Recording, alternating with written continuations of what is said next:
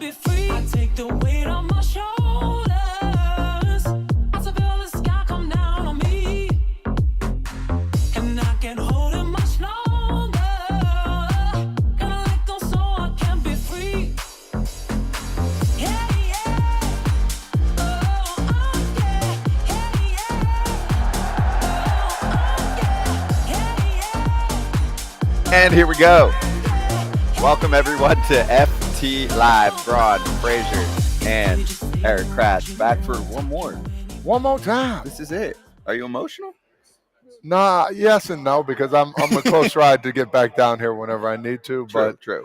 To be with my fellow comrades here, it's a little emotional. Yeah, this is it. It's like Todd's BP rounds. Emotional. One more time. Just one more. The guy one more. pops one. One more. Una más. You and I actually will be back though, Kratz, by the way, in about a week and a half.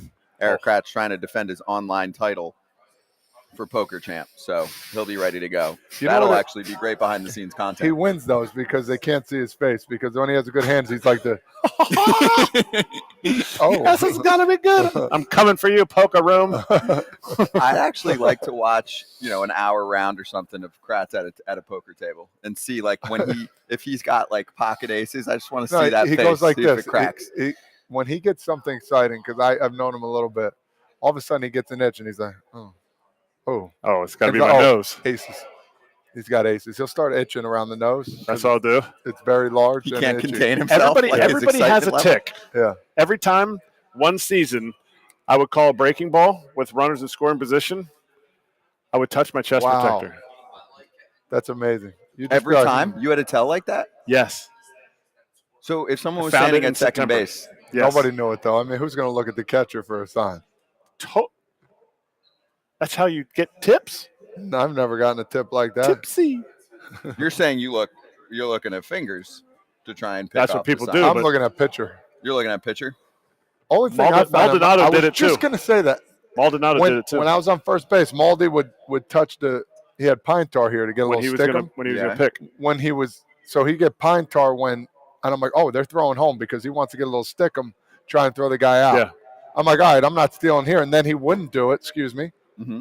And I'm like, they're picking over. And, 9 times out of 10, he's picking over. That's what you're playing with. Yeah. You're playing with the numbers. You're playing with those. We digressed. We didn't even charge the mound at all because this is where our mind went with poker. It's also the off season. And one more thing before we charge the mound. What you're wearing? Oh, that? You weren't on with us yesterday, so yeah. You want to give them a congrats? Yeah, man. Congratulations. Texas Rangers. Let's go. I got a couple texts. I texted a couple guys. They got back to me. Surprisingly, I wasn't even hoping for a text back. Chris Stratton, couple of the trainers there, and other guys. It was just really cool for the Rangers, man. They deserved it, and the rest is history. What a great! I'm afraid to let him come on the show one time. Yeah, no, we're gonna have to get him on the show. We're gonna get a couple guys on the show here. Stratton, I mean, get it done. Yeah. They're for the boys. I'm gonna try. They're still drunk right now. They should be. The parade's today, right? Yeah. Yeah. So parade's in the Dallas area. So it's awesome. Congrats again to the Rangers. We'll talk plenty about them. All right, let's charge the damn mound because we got a lot to get to. I'm excited for the offseason because now we can really dig in. We'll get to a signing in a sec. Let's start off with the Players' Choice Awards. So one of the coolest awards is just Player of the Year. I've been talking about this for the last week or so. We debated it, maybe 2 days ago? 2 days ago. When you were on. Yeah, when you were on. Yeah. Acuña versus Ohtani. Acuña wins it. Acuña wins Player of the Year. Kratz, you're shaking your head. Yeah, he wanted show. Why, you don't like Ronald Acuña Jr.? Oh, I think Ronald Acuña Jr. had a great year. NL MVP. Maybe the best player in the National League. In the entire game, a guy that pitches like Shohei does. He's a number 2. High number 1. For them, he's a number 1. He's not better. If he was on a team with Wheeler or Nola, he'd be a number 2. If he was on a team with, true aces, He's ace. A 1. He has 1 stuff. Okay. That's fair. He's a 1. Okay. And he did everything except have less RBIs, less stolen bases, and 30 points less in his batting average than Acuña. That's a lot of categories.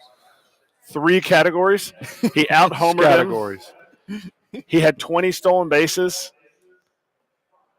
And you're just comparing the hitting stats. He is right up there. Acuña definitely had a better hitting season. His batting numbers were way better. He pitched. You guys got it wrong. Ow. And as a player show, as a ex-player, we got it wrong. Ooh. Acuña should not have been, and we should ask every single player guest Who they to show us their ballot. want a receipt. Actually, And that's why? a great idea. I do want to hear from some of the guys Absolutely. on their voting process, the current players, Because and their thought process. Because I think we LeBron'd him. No. I think as I can say we, I didn't vote, but as a Yeah, you do players, say we a lot. yeah, I'm an ex-player. I think they LeBron'd him by not choosing him. Meaning, is Steph Curry really better than LeBron James? I was talking about it with Mark before the show. Is he really? Like, is Shohei Ohtani a worse player than Acuña this year? I think he was. You're wrong. You do not believe that. I believe it. You have pocket 2. You have 2-7 right now, and you're trying to bluff me. Damn, no.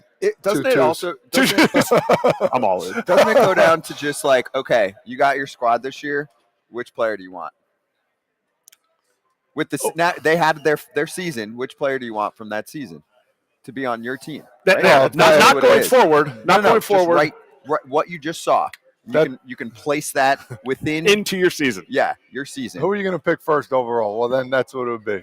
No. But that's projecting saying forward. that's projecting You forward. want No. this is actually That's misleading. Is what Here's- we're on you a know how, journey. like, That's yes. misleading. You know how Yes. you'll there'll be free agents. We'll talk a lot about free agents, obviously, coming up over the next couple months, and some teams will be like, "Well, that's what you did." Okay, this is what our projections say. With this Oh, situation, don't it's start me with no. that. We're actually looking at what you did this past year and saying, if you could take those stats and place them on your team, right? So you could do this exercise with players. You could go to a player like, we'll have Muncy on next week, and we're going to get to his contract in a second. If we go, okay, Max, do you want to place Ohtani's season on your team or Acuña's season on your team? Now, there could be a difference depending on the team that you're on, right? Like, one team might be like, yo, we have 3 all-star outfielders. We don't need Acuña. No team is probably going to be like, you Put know him at what? We first don't base. need another number 1 starter. Every team know. is going to want It's a great argument. both seasons, but every team needed Shohei. Yes, every team. If you had 3 all-star outfitters, I'm trying to think if anybody did. Probably the Braves, but that doesn't. Braves are like, nah, we didn't need him. Shohei is without a doubt the player of the year until he stops doing both things. But what if he has a 5 ERA? You're saying if he's not If he putting makes together 30 starts and has a 5 ERA and puts up 40 pumps and 100 stakes, he's not player of the year. You're doing it too. I am doing it because I voted for Acuña. And you're wrong. I might be jaded. You're right. I might be jaded. A 5 ERA. So you're telling me that a guy that takes up a roster spot for your team is giving you 30 starts. He's giving you 28 because he doesn't make all I was gonna starts. say, did he make 30 Oh, starts? sorry. 28 starts on the mound. Like Bryce Harper. Bryce Harper's had down years. What happens if he has a down year hitting? That's all he has.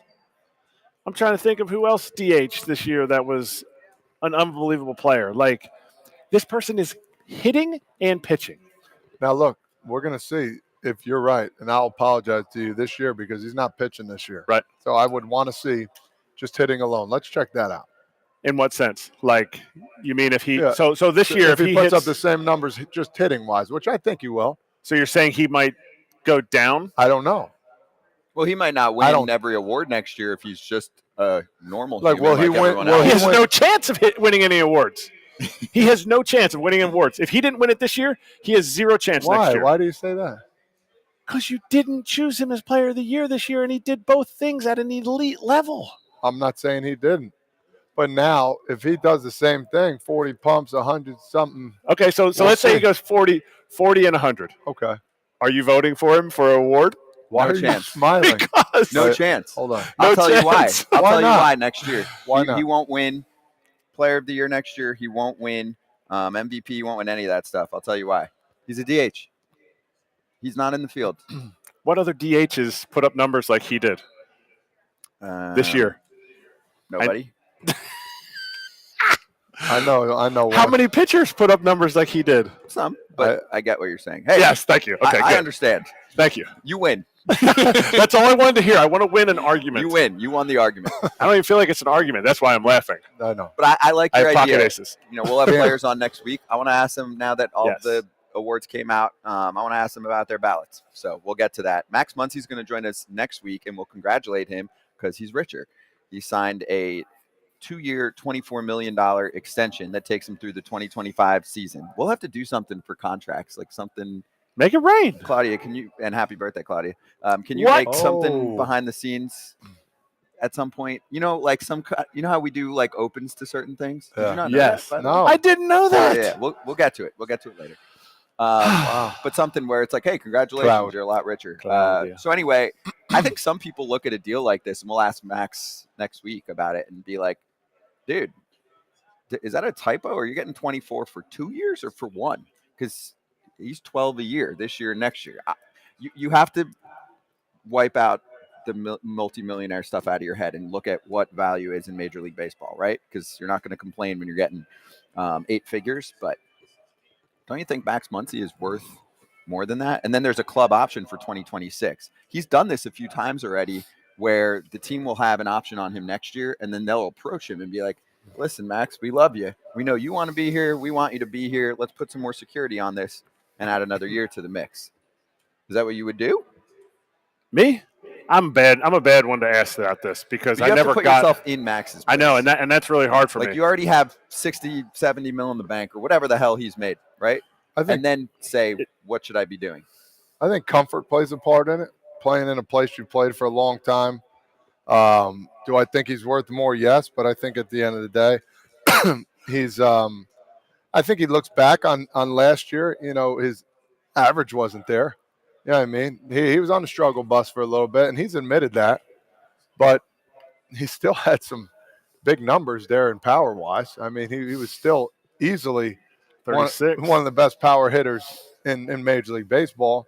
What do they go by anymore? They're looking for other things. It's not the Pena contracts of the world where you bat 192, get 45, 50 home runs, and they're going to pay you, like back in the day. But Carlos? Carlos, yeah. But I think this is his comfort. I think, they approach him. I don't know who approached who, but 2 for 24, I think he understands. He's one of those realists. He's a realist, dude. He gets it, but did he want to wait? I've been there, bro. I'm not saying I'm on his level at all. I'm not near his level at all of being a baseball player. But going into free agency, bro, and you're waiting there months after months, and you're like, damn it, I should have been signed now. Why is everybody so, you know what I mean? Maybe he didn't want to go through that. Different people. It really, I know we got to get off here for Ken, but Yeah. It really depends on how you come into the game. And that's what I want to ask Max. Like, he made it to the big leagues at 26, I think. That sounds about right. 26, and he got, he ended up, okay, he was 24, but he never actually established himself till he was 27. And I think that is ingrained in you. Like, things that you learn early in life are ingrained in you. So I'm excited for him. Anytime anybody gets 2 years guaranteed. What happens if he gets hit in the elbow again when, he's fielding the ball at first base? Well, he's playing third now. So, but there's that's a lot of money. Yeah, Don't and forget that. You get dinged for age too. He's 33 years old. So, teams love to tell you what you're not. So we'll ask Ken about it. So we'll bring in Wants Ken to win a in World set. Series too. True. That is true. He's on a consistent winner. He's comfortable, and that makes a difference. First poll question of the day, scan the QR code on the screen or watchstadium.com/foul territory. We'll talk Jorge Soler later. Just where do you think he'll end up? Back to Atlanta, Houston, Dodgers, Diamondbacks, Rays. Just throwing some teams out there for predictions. And also Atlantic City's best live entertainment is on stage year-round at the Borgata. Visit theborgata.com for the full entertainment lineup.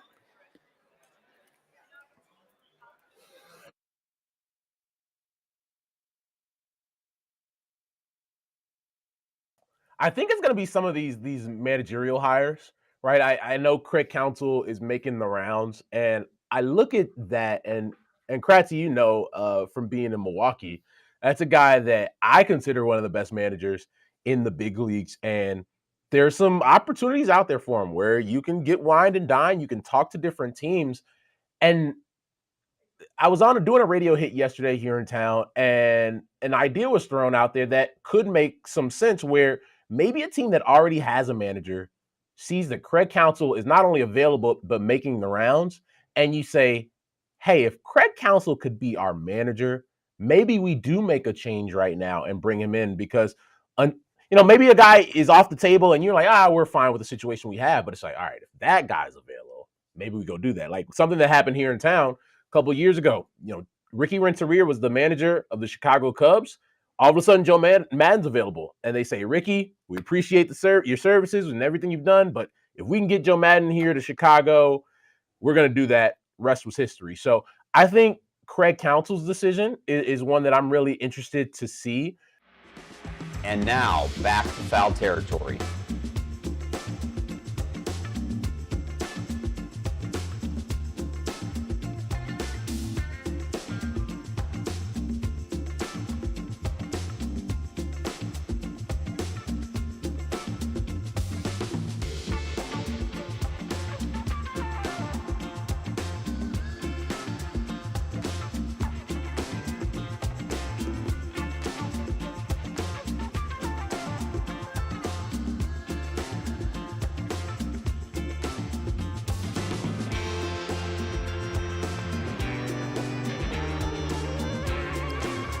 FT Live in Atlantic City at Borgata, last show of the season here. Ken Rosenthal joining us, actually looking super rested. And Ken, how you doing? You know what I was thinking?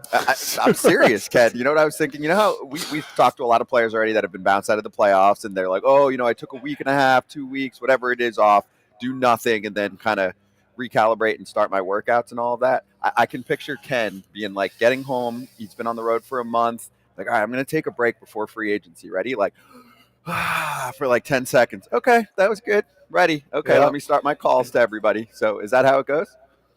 Pretty much. And obviously the GM meetings are next week, so I'll be leaving for Phoenix again on Monday. I came home for a few days.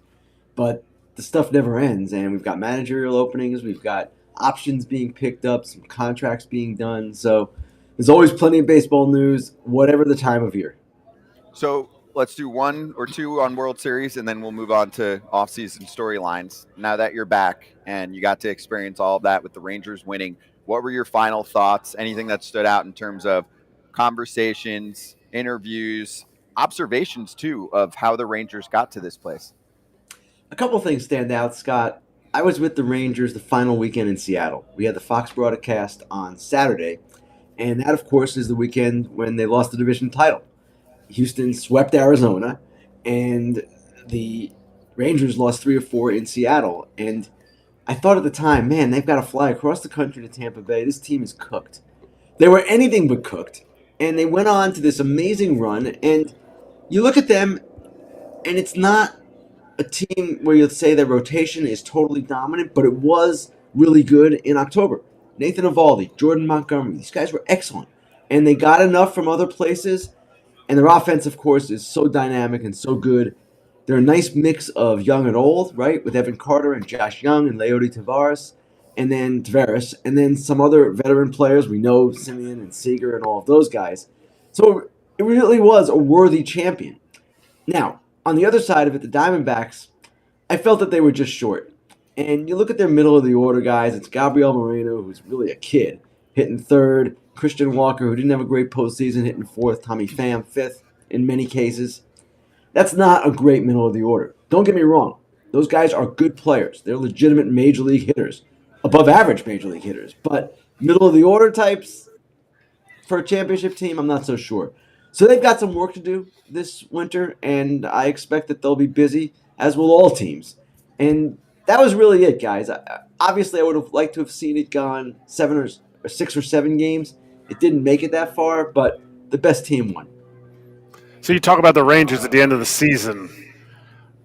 Forecasting forward other years, like you were there. You were there that last week. You weren't just watching on TV. How was the demeanor of that team? And it's kind of leading into like what Bruce Bochy brings to a team. How was the demeanor of that team leaving Seattle after that series? They seemed fine to me. And as we later learned from Bruce Bochy and others, that plane ride became kind of a galvanizing thing, the one from Seattle to Tampa Bay. They basically said to themselves, we're better than this. We can do this. New season starts the moment we start in Tropicana Field. And that's what happened. I know Bochy in particular was upset with what had happened, with the fact that they had lost the division title, lost the days off, lost the opportunity to start at home. But it sure worked out well for them. So you look back, and guys, you know this, Erik, Todd, you never know what galvanizes a club. You never know what brings a club together. That seemed to have that effect on them, and clearly it was a positive effect. Well, moving forward, the other day, or yesterday actually, the Players' Choice Awards voted by the players. We had a discussion up here a little bit ago about who should have been the most outstanding player. I'm not going to say who was swaying which way. I would just ask you, in your humble opinion, if you're allowed to, who you thought between, Ronald Acuña and Shohei Ohtani, who you think would get that award this year? Well, have they announced that yet, the Players' Choice? Yep. Right here on It's FT. Acuña, right? Yeah, it was Last night, Acuña. last night Acuña. Acuña won over Ohtani. Right. And Ken, we talked about that over the past week. It's a cool award to have one player win overall. And obviously the players are going to vote differently from, say, the writers if they were doing it. So, yeah, curious on your perspective how you compare those two. It's difficult because Ohtani, his season ended, in early September, and he really didn't pitch much the last 2 months. But I would still go with Ohtani, as great as Acuña was, and he was great. To me, what Acuña does is standard baseball stuff. I mean, standard as far as he's a one-position type.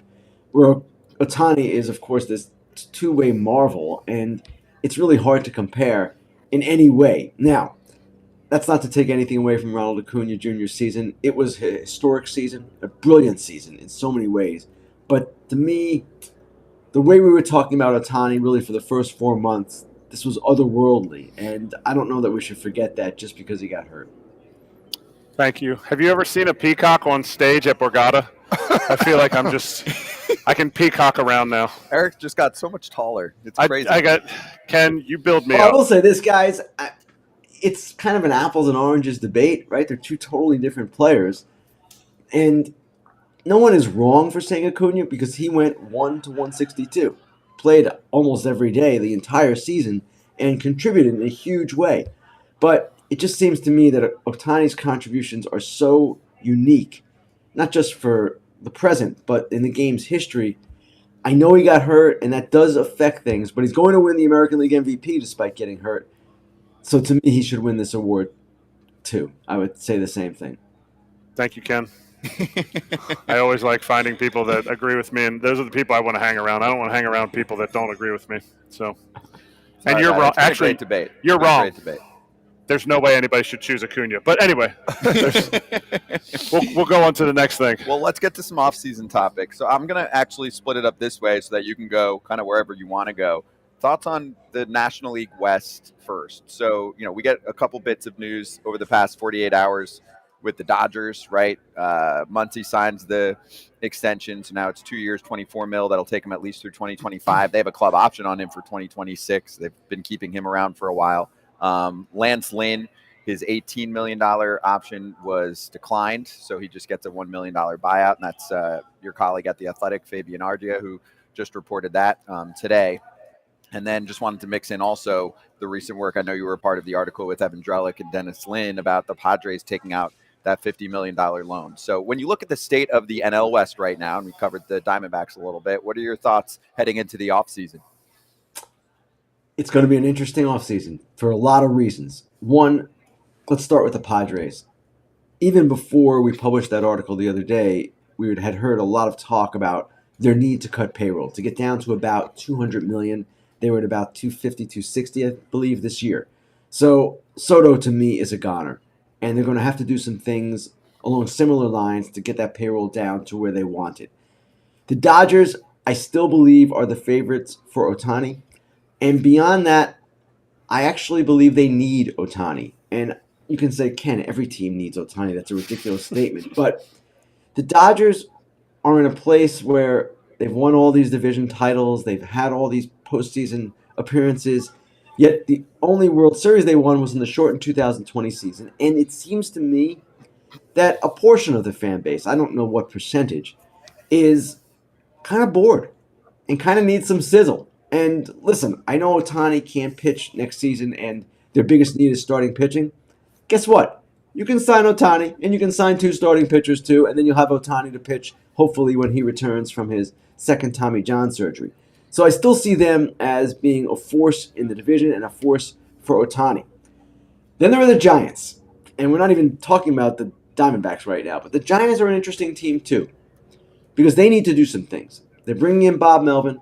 Farhan Zaidi just got a contract extension as well, 3 years, but it is clear that he needs to start taking this team to another level now. And there's a lot of frustration there, a lot of frustration among their fans.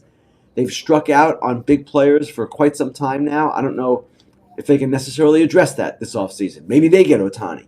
But the Giants have some pressure on them. And then the Diamondbacks, probably not as financially as much of a force as the Dodgers, certainly, and the Giants, but they are coming off a World Series appearance. They can do some things, and Matt Chapman is a guy who would fit them perfectly. So really, Scott, I'm glad you identified this division because it's one of the most interesting divisions we have going into the offseason. Okay, because you can't choose the Rockies because their ownership doesn't care about doing anything but finishing 500. Who has the most pressure on them? Not a person. Which organization has the most pressure really in the next 5 days to formulate their plan to say, hey, free agency, new manager, all that stuff going on? Which team has the most pressure?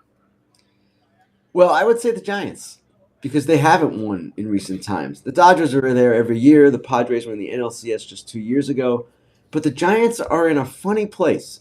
They kind of have a disaffected or disenchanted fan base right now. And part of that was Kapler and the way they run the team and the matchup-oriented style that they had. But they need to kind of get back to a point where they're interesting again. They were not a fun team to watch, right? They were just kind of constantly platooning, doing some other things, pitching. That was kind of a mishmash too. So I would say them. The Dodgers don't have much pressure on them per se. They're going to be really good. The Padres, yes, there's pressure, but they're cutting payroll most likely, and they'll have a good team next year. It just seems to me the Giants are kind of the odd man out right now. If you go back the past several years, actually the past 2 years, because in 21 they were really good.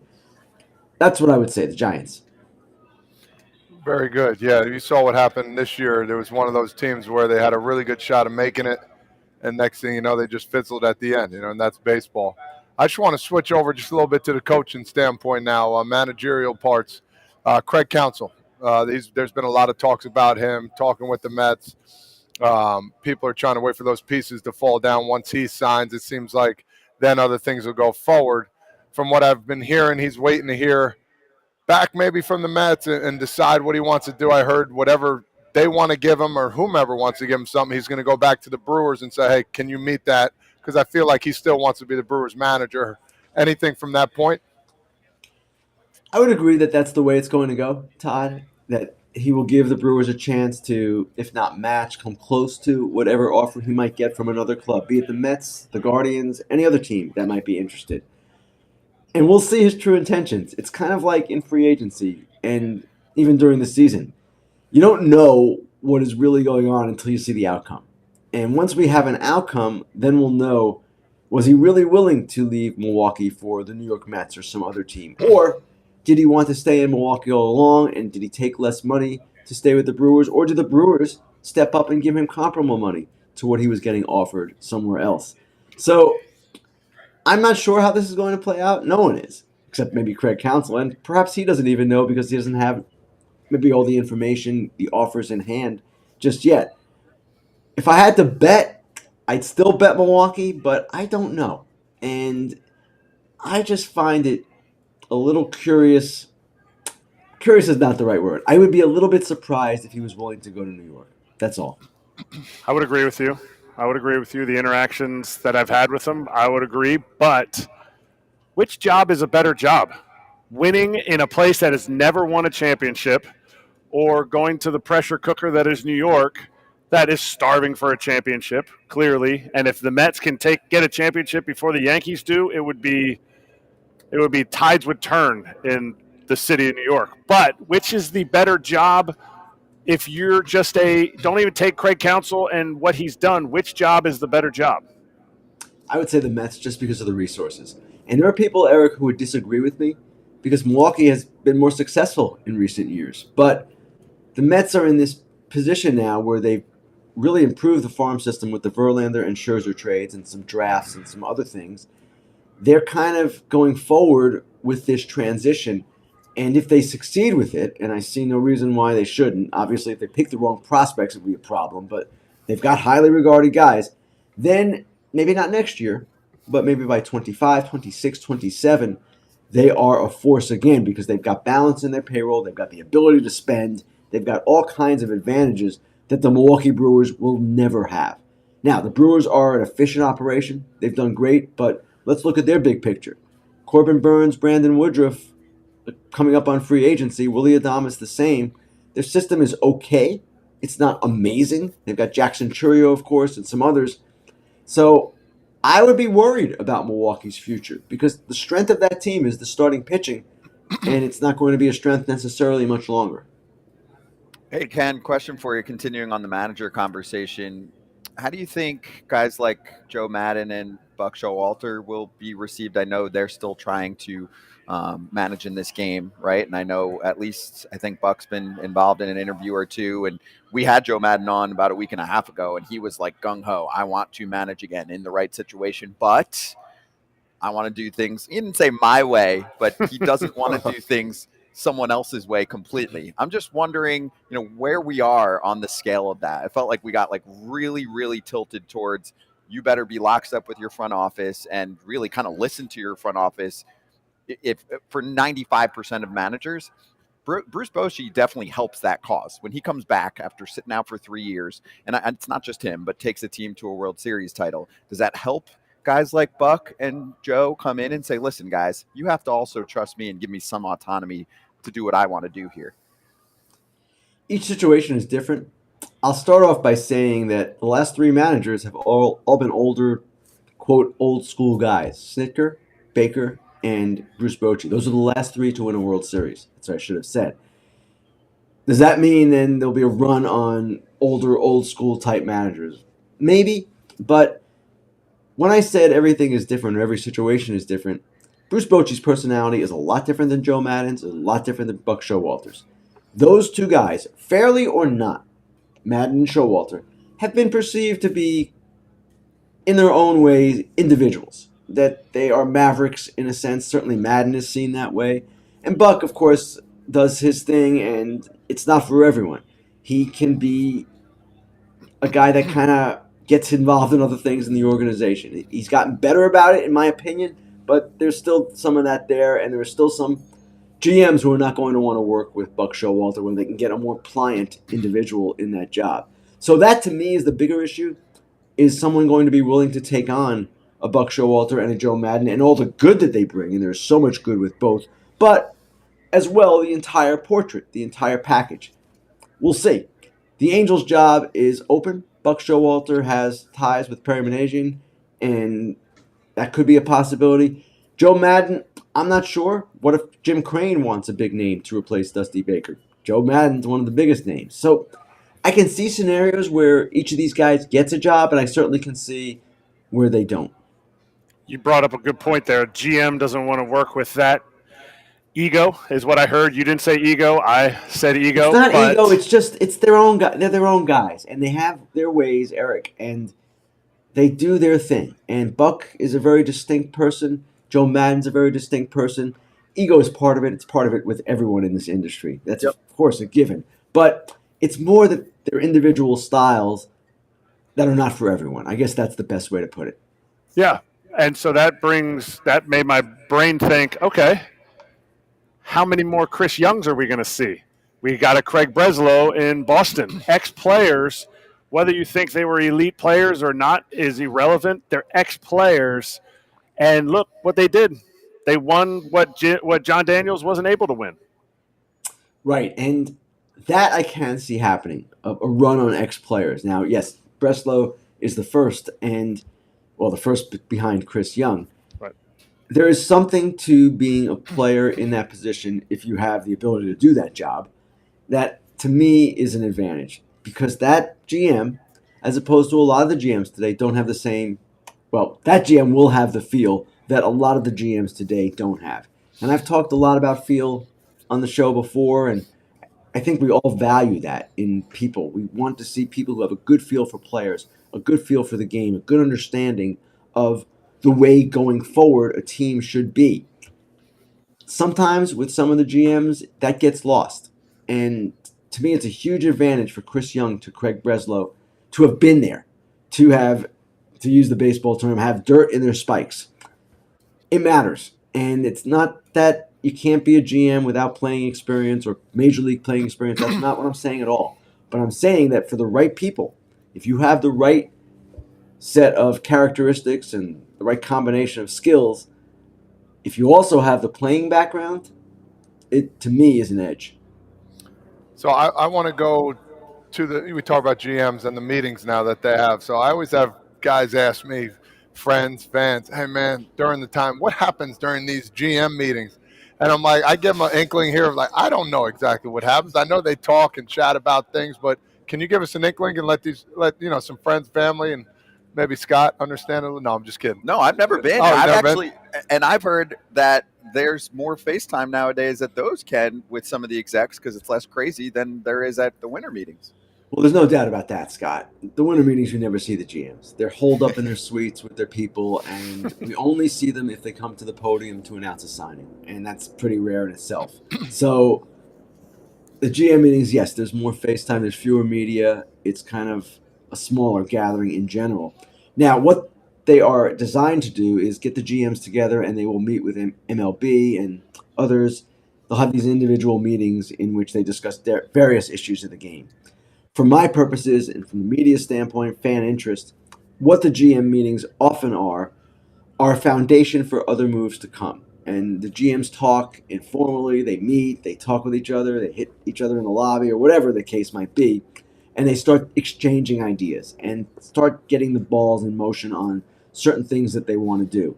Agents are there too, and they will, of course, meet with teams and do their preliminary work. So really, it's a foundational kind of thing. Often you'll hear at the winter meetings when a deal is announced, or even after, hey, we started talking at the GM meetings, we threw some stuff around, and then we picked it back up. That's what basically the GM meetings are. So I have a question for you when you're at the GM meetings. I mean, you don't have to ask this directly, but maybe you do to any of the Yankees execs. I'm confused about the whole process of hiring basically a consulting or analytics firm or whatever it is to analyze what you're doing there. To me, and Yankee fans that are fans of FT have been dying to get back involved in the mix of what they're going to do in the offseason. But it starts with this story that has just come out. Obviously, I might get the name wrong. Brendan Cuddy. Okay, so he puts the story out about that firm and how they're going to look at the way that they're doing things. So I think there's a lot of Yankee fans that have the narrative of they're overdoing it on the analytics side. And also they're like, isn't this the epitome of that?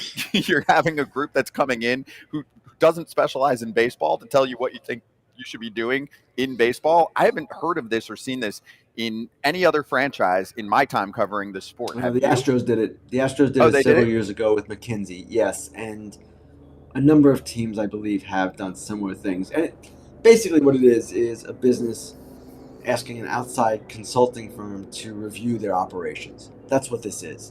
Now, if you're a Yankee fan, what you're worried about is meaningful change coming out of this. I don't know if meaningful change is going to come out of it. And I don't know that you need a consulting firm to determine what is wrong here.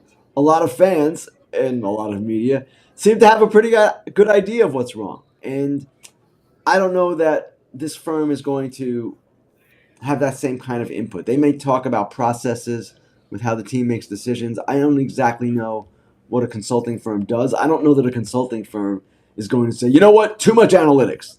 That's not what they're coming in for. So we keep hearing about these Yankees changes. Oh, big changes coming with the Yankees. They're going to do things differently. Haven't seen it. Off-season's about to begin. So I don't know what they're talking about. Clearly, it doesn't seem that they're talking about Brian Cashman or Aaron Boone. Maybe it's a farm director. Maybe they overhaul their player development somehow. I'm not sure. But so far, it's just all talk, and we have not seen anything of substance. Ken, can you do you think it's something where at the end of the year they come back and say, we went through all these numbers, we did this? Like, is it just player driven, or can it be for brass? Like, why don't they come back and say, hey, listen, this guy's not worth it anymore. You need to fire this guy and get rid of. No, I don't think it's players. I would be surprised, Todd, if that's what they're talking about. I mean, these are not baseball people. These are people who evaluate companies and the way the company is run. So it's not like they're going to come in and say, you know what, you got to get rid of LeMahieu. He's not the player you thought he was. It's not that at all. It's more, how does the farm department run? How does the scouting department run? I mean, this is my assumption. I can't imagine they're going to take an outside firm's advice on which players to pursue and which players to keep, etc. That's not what this is.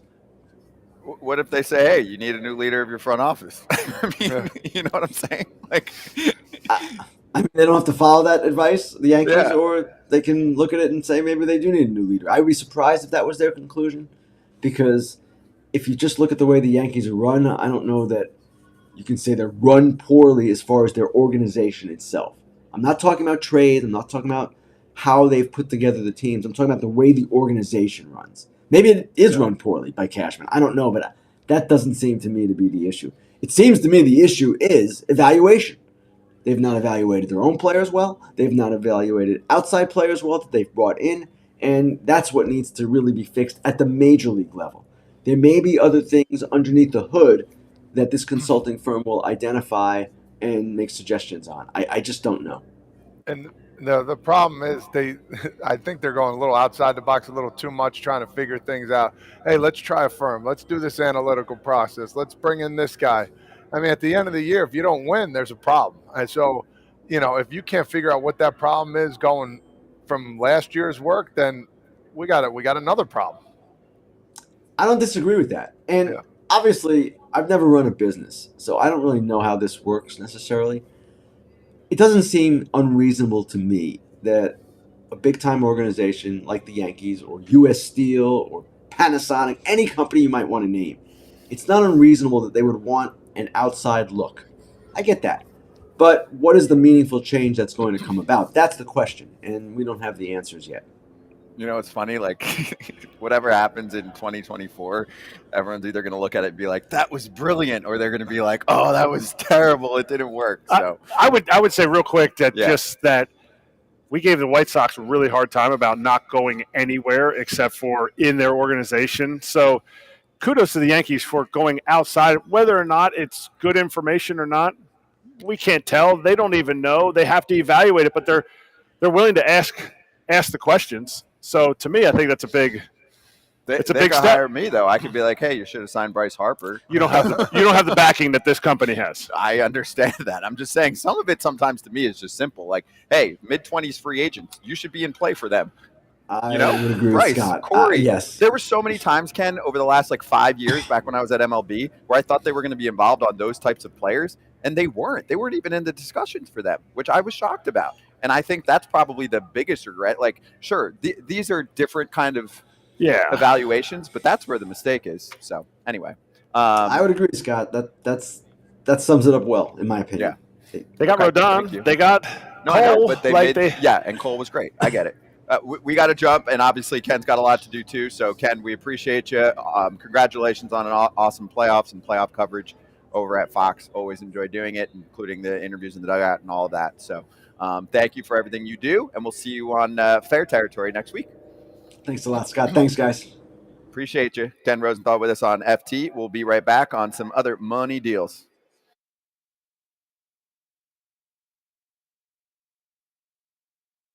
Pretty much. Short's over. I got to keep it, and then I wear a high-waisted one, so it makes it look like I'm already down 20 pounds. I'm trying to be aerodynamic, and I got to look good, just for when they do ever show me. So then they're like, man, he's working hard, and then I just kind of take it off.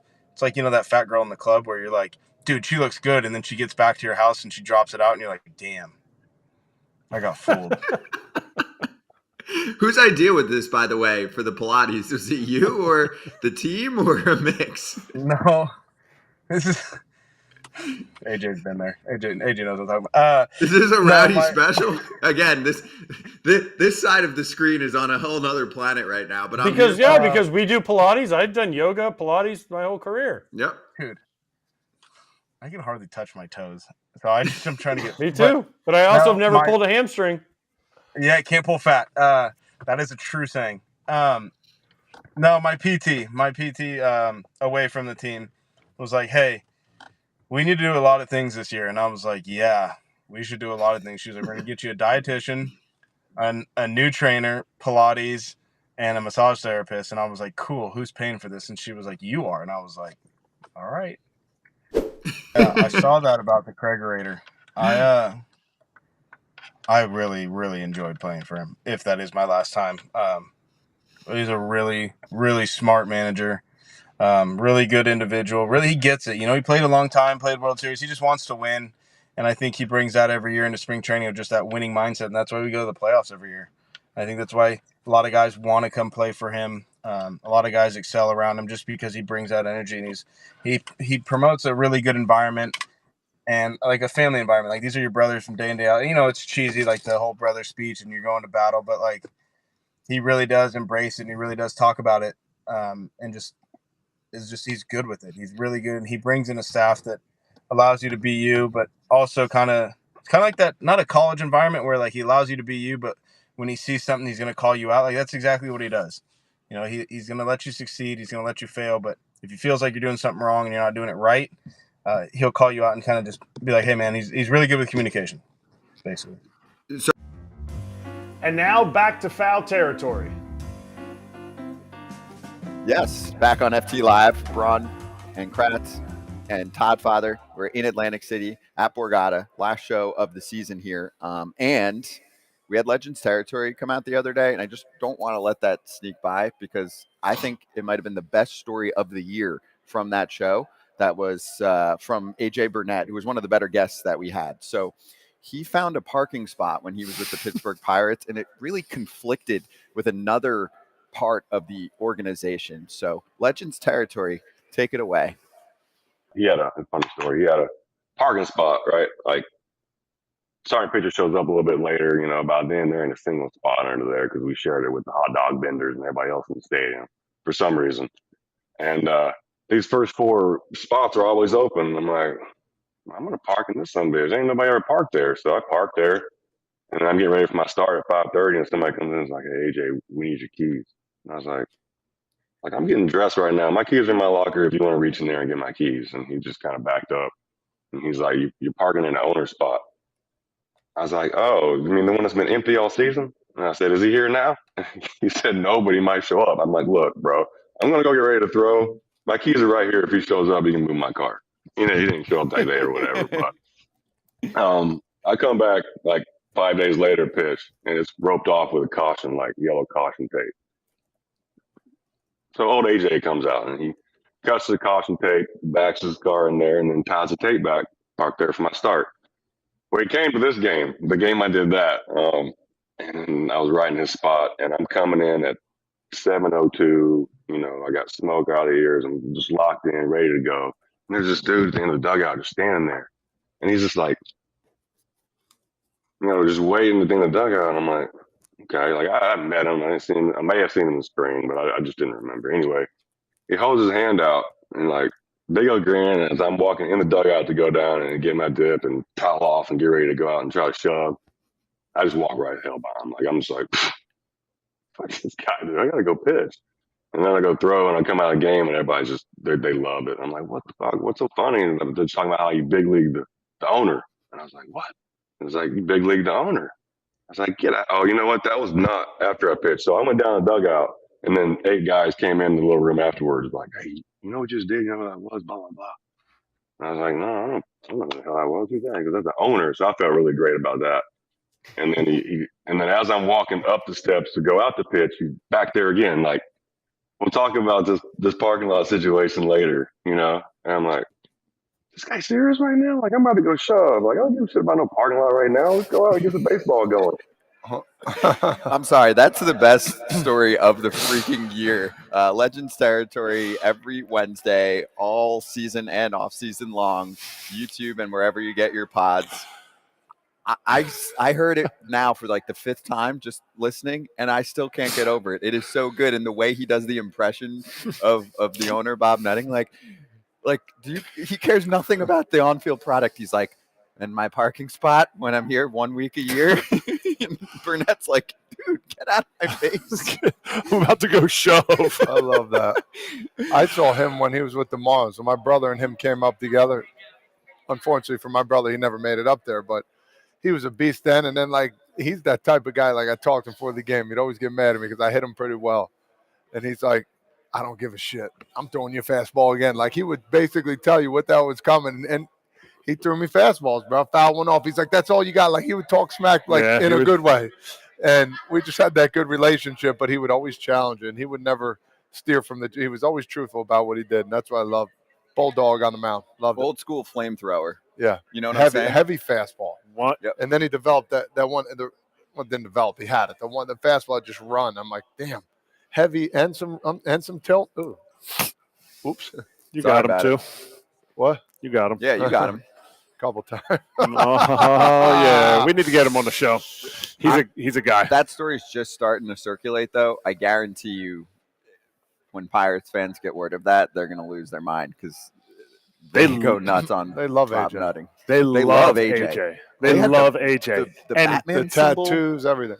because of the fact of I really think his personality and the way he approached the game really connected with the city. That like hard-working mentality, like swag. Like you can still be a hard worker and have swag. This dude went out and he would go out. It didn't matter. Like you said, it didn't matter. He was going after you and he was going to, he was going to give you everything he had, whether that was good enough that day or not. And I think the city of Pittsburgh really connected to that. Mm-hmm. Also, he gets into the Batman symbol and being locker mates with Derek Jeter on the Yanks. So a lot to look forward to if you have not heard or watched Legends Territory. We'll be right back on FT Live with poll results on where we think new free agent Jorge Soler is going to end up.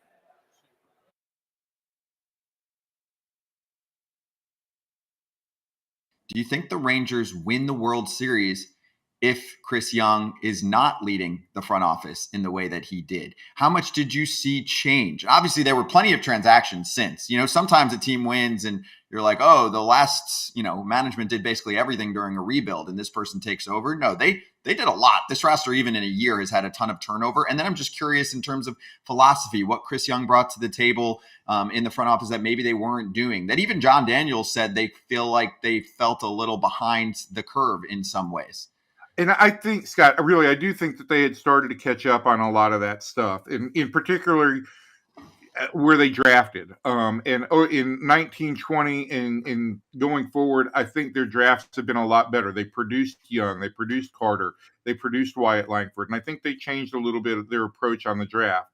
I think that when you talk about what Chris Young brings to the table, it's a real unique skill set because you are talking about the best of the analytic era guys, right? You're talking about an Ivy League educated guy, but you're also talking about a guy who spent 12 years in the major leagues as a pitcher. So he's got both ends of the spectrum. And for what they needed to do and selling the pitchers that they needed to sell on coming here and buying into the vision, I think Chris was the right guy at the right time to kind of finish off some of those deals.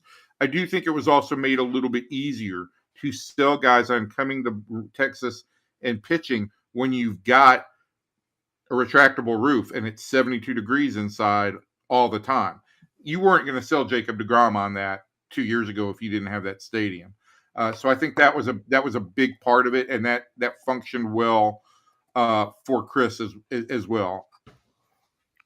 I go back to this. I think John and Chris made a really good team. I think Chris is really strong as a visionary, and I think he's put that to use. And I think that this team is positioned to go forward in a very dynamic way. But you're at the outset of your contention window, and Chris's goal is we want to keep this open long term. And now, back to foul territory.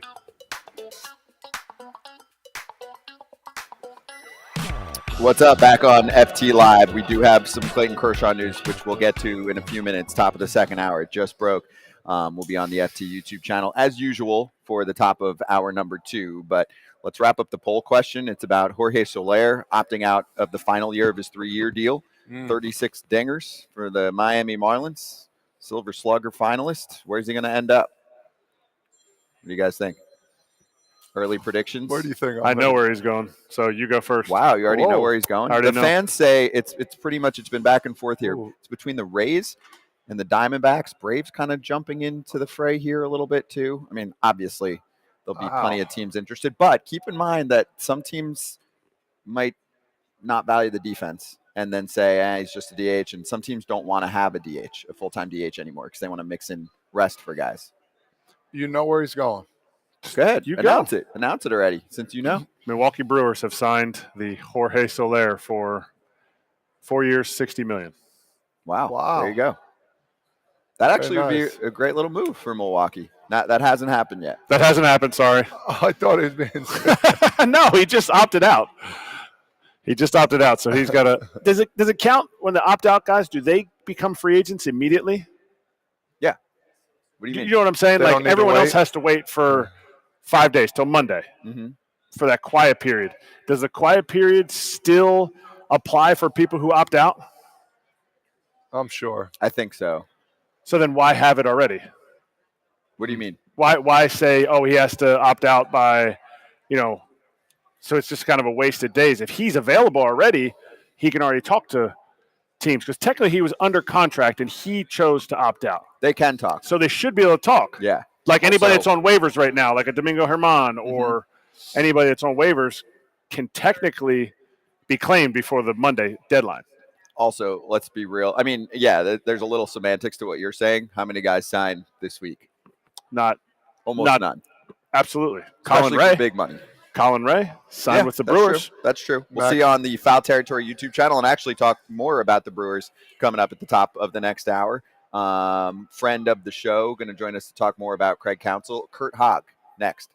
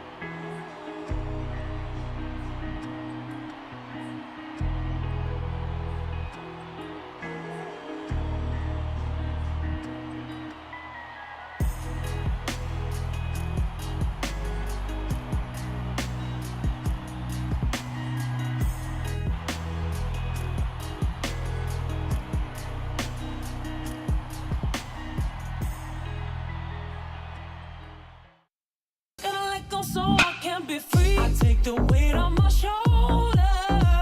I feel the sky come down on me, and I can't hold it much longer. Gotta let go so I can be free. Yeah, yeah. Oh, yeah. Yeah,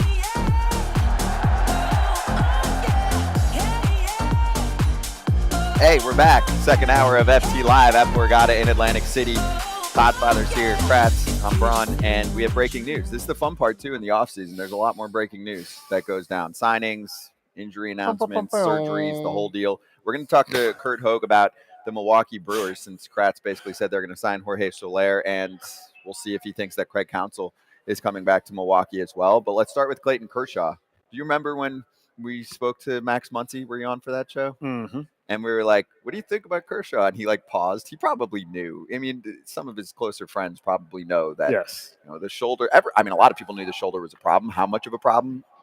Now we know that he had shoulder surgery. So breaking news here on Mr. Kershaw as he sends out this Instagram message about the fact that he had shoulder surgery and he is going to plan on returning at some point in the 2024 season, at some point in the summer of 2024. Hey, for anybody, shoulder's no joke. At this point, is that the worst injury to have? if you're a pitcher, because elbow now, it's like, oh, Tommy John, no big deal. We'll do a little bit of this, a little bit of that. You'll be back in a year.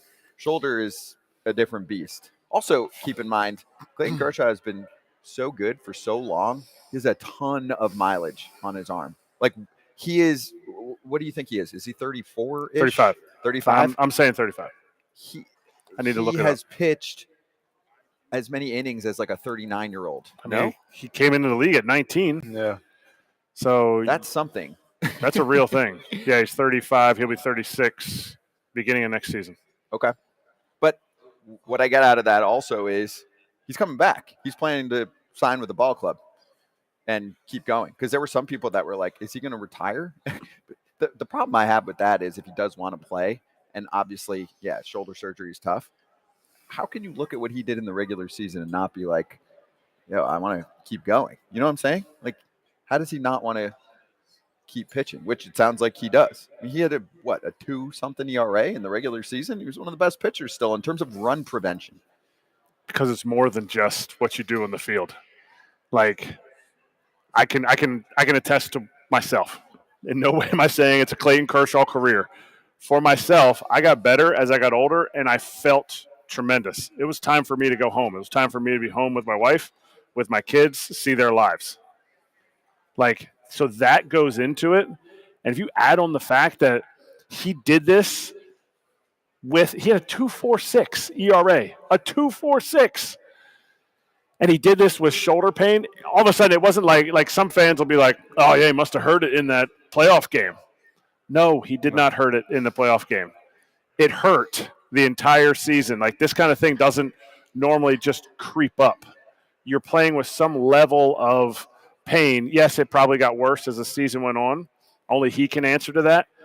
But he's still able to be successful. But at some point, it's not about being successful. It's about what kind of quality of life outside of financial he's never going to want for anything. No. He's made millions upon hundreds of millions of dollars. It's about the fact that does he want to go through the extensive shoulder rehab? We just saw Big Woo on the show. He's sitting here at Halloween. He can't even put the brisket on the smoker by himself because he's got the arm in a sling. Kershaw's got to go through that. Does he want to? What major surgeries has he done? Is he going to get halfway through this and be like, I am so hungry. My arm feels so awesome compared to like what Liam was saying. Liam was saying, I can't believe how great my elbow feels. It hasn't felt this good in 10 years. And maybe Kersh has the same thing. Maybe he's going to say, you know what? This is unbelievable. And he can pitch for 4 more years. If he can pitch for 4 more years because he feels better, he could have a blast. His kids are getting older. They'll get to see him. There's so much more that goes into it than just, the superficial things like, well, he didn't have a good postseason. Like, yes, he understands that. But he's coming back from a shouldn't say major. Anytime you go into the pitcher's shoulder, it's major. That is major, yeah. It's major.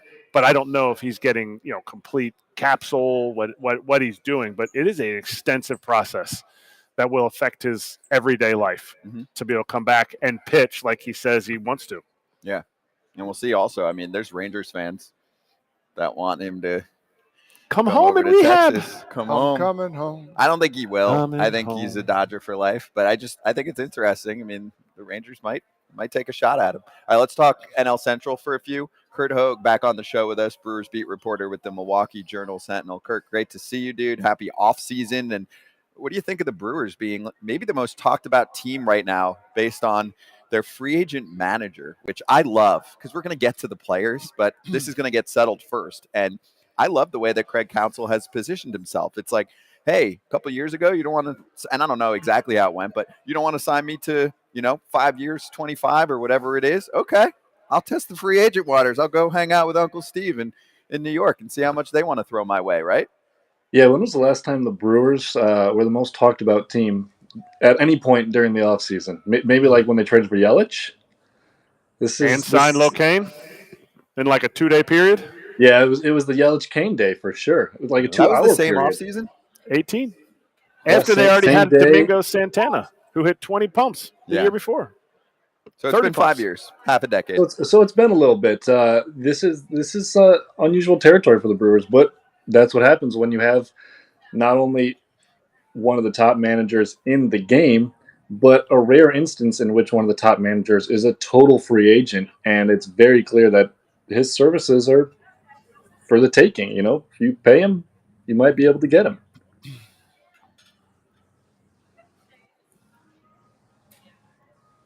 Which do you think happens? Do you think the signing of Craig Counsell happens and then the Brewers offseason changes, or do you think the Brewers offseason is already solidified and then Craig is deciding based on what the Brewers offseason is going to be? Essentially trading Burns, not re-signing Big Woo, or Big Woo's not going to even make it back this year, and maybe thinking about trading Adames, and Craig's like, I don't want to come back for a rebuild. Or is it, if Craig comes back, we're not trading Burns, we're gonna go in on Jorge Soler, that kind of thing? Yeah, it's always hard to know exactly what's going on behind those closed doors.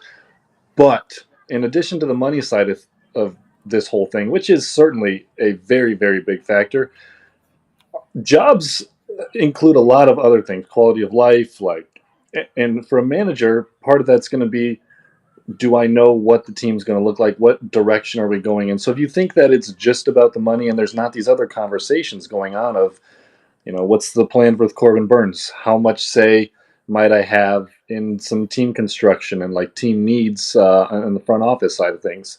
If you don't think that's part of the equation, then I would say probably think again, because this is a big offseason for the Brewers. There's tons of questions, especially in the starting rotation, like you mentioned. Are they going to trade Burns? Brandon Woodruff, probably going to miss most of next year, if not all of it. Is he going to be back after that? Are they going to go total young prospect haul, or are they going to sign some guys? Will they trade for a bat?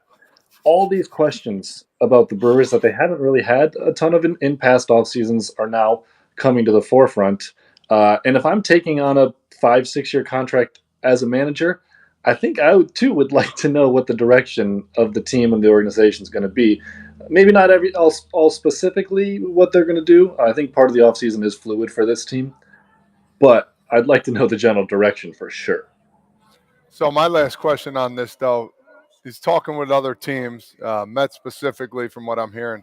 Do you think the Brewers and their brass, he'd say the Mets gave him a deal and said, hey, here's what we're going to give you. He goes back, from what I heard, he wants to go back to Milwaukee, and hopefully they can match that. Do you think the Brewers will match that in your mind?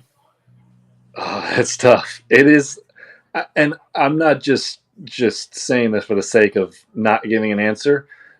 I truly don't know what the Brewers would do or will do when, you know, the ball's back in their court and it's time to put an offer on the table or see him walk. They have made an offer. It was relatively substantial, would have been at or near the top of the manager market last year. But last year's manager market isn't the thing that's at stake here. It's setting a new market, and the question is, are the Brewers going to be willing to pay to kind of sort of set that new market for managers? Are they going to be at the forefront of this thing? If you ask me, I think you should.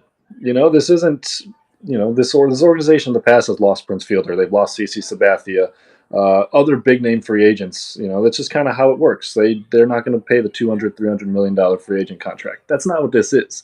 This is a matter of a couple million a year, maybe a couple years of security on the back end too. So it's a different ball game, and that doesn't even get into the fact that like Craig Counsell sort of is Milwaukee baseball. He's from here, played here. His family lives, like his kids grew up here, so it just would make a lot of sense, I think, for the Brewers to match. But the question sort of is like, how do they view the value of a manager? It's not as easy to pinpoint on a number as it is, you know, with players and all of how free agency works with all the metrics and whatnot nowadays. All right, so a couple follow-ups here, Kurt. First off, because we've been so World Series oriented and in the playoff grind, has it been reported that he was made a nice offer from the Brewers? Did someone throw that out there? Yeah. I think, I don't remember who it was. Someone reported first a few days ago that the Brewers made an offer, and then we had a story just coming out yesterday. Not specifics of the offer or anything like that, but hefty. Hefty is a good word to say for sure. But it's clear that it was not hefty to the level that council is seeking, for sure. The story that my partner Todd Rosiak and I reported on said that council's looking to at least double his salary. I think that's sort of, maybe not specifics of it, but that's kind of been the general idea that's been out there, is he's looking for more money. And double salary's a lot, and the Brewers didn't quite get to that level, but they also didn't have to get to that level on an extension offer that would have already made him, the top or one of the top paying managers a year ago. Okay, so my advice, and let me know if you feel the same way, and you've kind of said this already, is that $1 million or two for the Brewers is not going to make a difference. It doesn't make a difference for anybody, right? For any team, if you're an owner of a franchise, like, it's just the context of him compared to maybe his colleagues or, whatever, other managers that are in the game right now. And I also give Craig a lot of credit for actually going to free agency like this. And sure, he believes that he should be compensated a certain way, but also to kind of raise the bar for people that are in his position. So my thing is, when you really break it down, I'll throw some numbers out there, right? Because it sounds like there were reports that he was making about 3.5. Let's say the Brewers threw 5.5 at him, and the Mets are like, all right, we'll give you 7. For the Brewers to not match that, if they feel like this is their guy and they've known him for a long time, and there's so much stability for a team that doesn't always have the best resources, and this is where you can gain an edge, to me, it would be wild if they end up saying, you know what, we're taking a stand. 5.5 is it for us. We will not go to 6.5. Like, think about how minuscule that is in the grand scheme of what transactions cost in Major League Baseball. You know what I'm saying? Like, it's kind of crazy that we're going down this route. So I hope that they'll do the right thing. And for them, I think that they'd be in a position where they just sit back and they go, cool, go get a better offer, bring it over to us. And when he does, I would think that they would just be like, cool, match, sign it right now. Right? Yeah, I think the way you phrased it is just about as well as I could or anyone could. Like, 1.5 million, sure. The Brewers, let's be very clear, the Brewers front office is very, very good at maximizing every dollar and building depth with, league minimum and 1 million and 2 million contracts. Like, every dollar does matter to this team, sort of, that's kind of just how they've chosen to operate.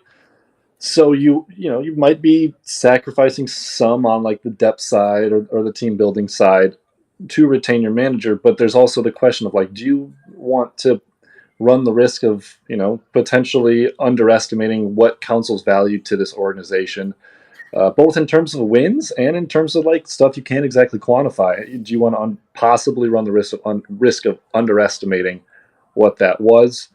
The ball's in their court. We'll see what happens. I think that's a high risk, because I know I've seen the value that he brings. But here we go. I just got a text, not a real text, a fake text. Make sure this isn't real news. This is role play? This is role play. Scott enjoys his role play, so I'm role playing. Krasinski does, and he's not here, so we can pick on him. Need your instant reaction and instant answer to the fact that Craig Counsell signed with the Cleveland Indians. Where do the Brewers go from now on? Guardians. Cleveland Guardians, not the Indians. Yeah, Cleveland we're not Guardians. going back in time. He didn't go back to 1983. I just got a text that Erik Kratz is the way they're going to go. Yeah, that's a great answer. Yes, and I just got a text from Matt Arnold, and that's a lie. So there we go. I'm going to take Kratz's phone and say, we'll take half of that, whatever, 7 that Craig got, and then maybe we got a deal. maybe a different catcher from the late 2010s that spent a little bit of time with the Brewers. Who knows? Esteban Vogt. Yes. I got an inside source that he might be getting a different job. So. Yep. Guardians. Oh. He interviewed with the Guardians. He did interview with the Guardians, and you're saying even another job? No. Oh, that's the one. That's the one. Yeah. I think he was. But if Counsell's going to the Guardians, he interviewed with them. If Counsell's going to the Guardians, then I forgot I said that, because I wasn't trying to create havoc by saying it was the Mets, but well, Counsell of the Mets. Who takes that job? Then who takes it? Who takes the job? And if that person takes the job, are they making the playoffs this year? I feel like the Brewers should be in a position that they should make the playoffs regardless of who the manager is, but I think you feel a whole lot better about it if the guy who has steered the ship through all the ups and downs with the roster over the last, 7 years, if he steered that ship to the playoffs 6 times, I'd feel a whole heck of a lot better if that's the guy making the speeches at the start of spring training than someone new coming in that has never commanded that room or managed in a game before. Player-wise now, let's forget about the coaches for a second. What is their main concern going into the offseason? What is the biggest thing besides a manager? They got a manager now. Say, what's the biggest thing they got to do to move forward in this playoff? They make the playoffs, but, they're not doing much with it. What's their biggest dog they need to go find right now? Step one is you need some bats. They've kind of had an offense that's been efficient enough. This year it struggled quite a bit. I still think they finished like around 18th or something in runs scored. But that's not going to be good enough, with the numbers that they had underneath the surface when you get to the playoffs. Like, you need to hit home runs. You need to score runs. The offense is for sure the big question, and that's going to be a tricky spot for them to find external upgrades for that, generally with the way that the free agency spending goes in Milwaukee. See if they hit the trade market. There's some interesting prospects coming up. Jackson Churio, Tyler Black, obviously some of the guys that were up this year, like Weimer and Mitchell and Frelick and Terang and whatnot. So offense is the big question, but the sneaky question really is the starting pitching. They signed Colin Ray yesterday to a pretty cheap deal just to give themselves some stability, and that sort of sends a message to me that they just needed to lock down some sort of spot because they have a lot of questions coming back in that rotation. Is Wade Miley going to be back? He might command a nice deal in free agency. Are they going to trade Burns? What happens with Woodruff? He's probably not going to be available. Is Adrian Hauser back? This has been the staple of this team for 5 years or so now, and now there's more questions around that than ever. Got a little audio, so I'm not exactly sure where you Missed ended the up end of there. that. You were talking about pitching. Yep. Is there a chance? We missed the end of what you said. So if I'm repeating you, is there a chance that Burns is not in spring training next year? Absolutely, there's a chance. Yeah, I think the Brewers are actually in a really decent spot in terms of the Corbin Burns saga or whatever you want to call it. They don't have to trade him. They could bring him back and have a competitive team next year with him as the ace and contend for another division title with him. But there's also going to be teams that need pitching, and the starting pitching market in free agency is not great. So who knows if they find the right price, then maybe you take an offer out there, but they're not in a spot where they absolutely must have to trade him. Little Sonny Gray action, maybe. To replace? Not to replace, just to pick up. I mean, that would be a nice starting point. No? Shaking his head. Hey. I like Sonny Gray, but I haven't seen – Kurt, maybe you know. What was the largest contract given to a pitcher in Brewers history? Jeff That was a Suppan. free agent. Jeff Suppan. Jeffrey. Exactly. Which was And after that, I'm not Kyle Loesch was probably up there too. His was his like $40 million? Yeah, 4 years, 40, something like that. Garza's was around the same ballpark, but especially if you adjust it for the market at the time, it's by far Suppan. Yeah, so there's Loesch, by the way, and I don't know about like the incentives and options and all of that, but with the Brewers, it was 3 years, 33. So 11 a year, which is less than Scherzer and some of those guys make in one season. Suppan, you're right. That was 4 years, 42. Yeah, so basically they're looking at free agent pitchers like a Wade Miley, like bringing Wade back in. Wade wanted to come back to Milwaukee. He loved Milwaukee. He loves hooky. He loves so that's what sells some of these guys. Are the Brewers going to sign Kyle Gibson? Like, is that the route of starting pitching that they're looking for?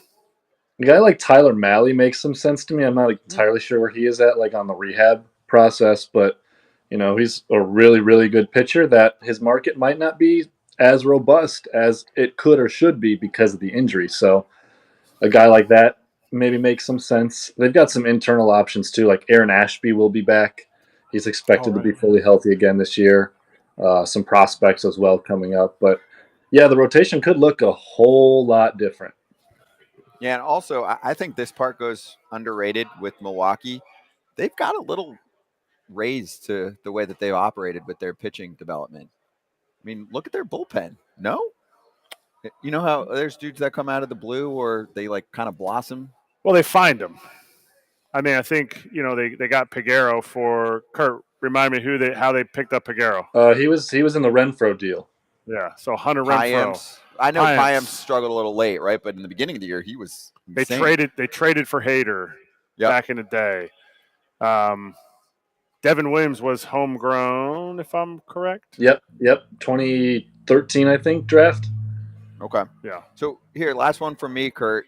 When it comes to bats, where do you think they should be looking? Because they're not going to play at the very top of the market, and there really isn't even that much of a top of the market anyway. It's like Ohtani's a different beast, but Bellinger, they're not going to sign Cody Bellinger. Kratz already threw out a little 4 years, 60 for Jorge Soler. JD Martinez is a free agent too, but I don't see him wanting to go to Milwaukee. I don't really feel like that's as much of a fit. I like the Soler idea. Mitch Garver? Sure. Is Garver a free agent? Mitch Garver's a free agent. Okay. So I don't know if you've looked at any names that have stood out. Like for me, Teoscar Hernandez free agent. I don't see it. He's a pretty bad defender. Milwaukee, I know Matt Arnold always talks about run prevention, defense. I just don't think that's his style of player. Anybody that you see that stands out on the list right now? Well, this is sort of how I generally go when I look at Brewers free agents. The first thing I do is I come up with a list of guys I think they might sign, and then I delete them because I am never correct. I had never seen any of these signings coming. I'm just way off. And then you also have to scroll down the list a little bit. Like, I think Justin Turner, I thought he would have made a lot of sense last year. If that didn't happen last year, I don't know if it's going to happen this year. But guys like that can DH, that can play first base. They need, they might need someone at third base as well. Those are the guys that would make a lot of sense to me. Like maybe like Brandon Belt, Rhys Hoskins for sure is kind of another one that sort of stands out. Maybe guys that might not have the most robust market, but if they're looking for a guy who can be an actual legitimate impact bat, Rhys Hoskins has been that in the past. Brandon Belt still got some of that in him, so those are a couple names I think I'd throw out, and then who knows who they might end up trading for. Like, that's always the real wild card. Who had them trading for Wild Bill Contreras last year? Not me. That's true. That was such a great deal for them.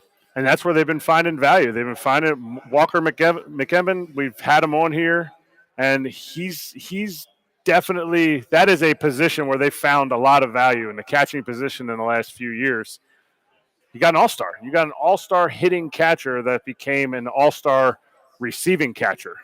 And so that's what they've done. And I think Matt Arnold was at the beginning. I mean, he was in the middle of all those. Yes, he didn't make those. Most of those were David Stearns type of things. But they're definitely – ingenuity is definitely key for the Brewers. Yep, good call.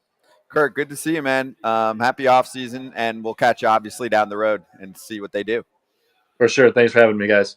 Appreciate you always.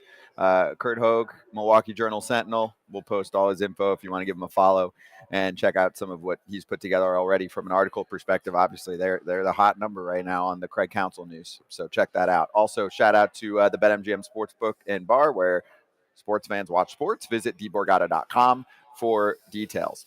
Okay, let's talk free agency. Can we show that predictions board first? Are we cool with that? So what is it, at MLB Nerds Twitter account. I like that Twitter account. I'm going to follow that, John, right away after the show. Same. They put out just some really early predictions on where they think some of the top free agents will go. So just wanted to get your thoughts on if you think they're accurate on any of these. Obviously, we'll get a lot more information on where we think teams are at, but take a good look, okay? And for the podcast crowd right now, I'll read them out. So they have Ohtani to the Dodgers. They got Blake Snell to the Phillies, Josh Hader to the Cubs, Yamamoto, who's one of the top starting pitchers coming from Japan, going to the Yanks, Aaron Nola to the St. Louis Cardinals, Eduardo Rodriguez back to the Baltimore Orioles, and he didn't officially opt out yet, Erod, did he? Not yet. Not that I've seen, but no. Obviously stuff's happening today. Yes. Cody Bellinger to the Giants and Matt Chapman to the Giants, Lucas Giolito to the Red Sox, and Mitch Garver to the Rays. You know what stands out to me from those predictions? San Francisco, because they badly need to get some faces, some franchise players, some guys that have been there, some like spice, right? Isn't that what Ken said? Like they need they need something there. They It's need a been star. Really, Yeah. They need a star. And I think you're almost kind of giving yourself a little bit of insurance by signing both of those guys. Like neither of those guys are like your Harper $300 million player or whatever, right? They're both probably going to get like, what would you think? Like 150-ish, or like both of those two adding up together equal that player that costs a ton in the past that they have missed out on, even Judge from last year. But you figure one of those two is probably going to have a really good next 5 to 7 years, if not both. No? Do you like that approach?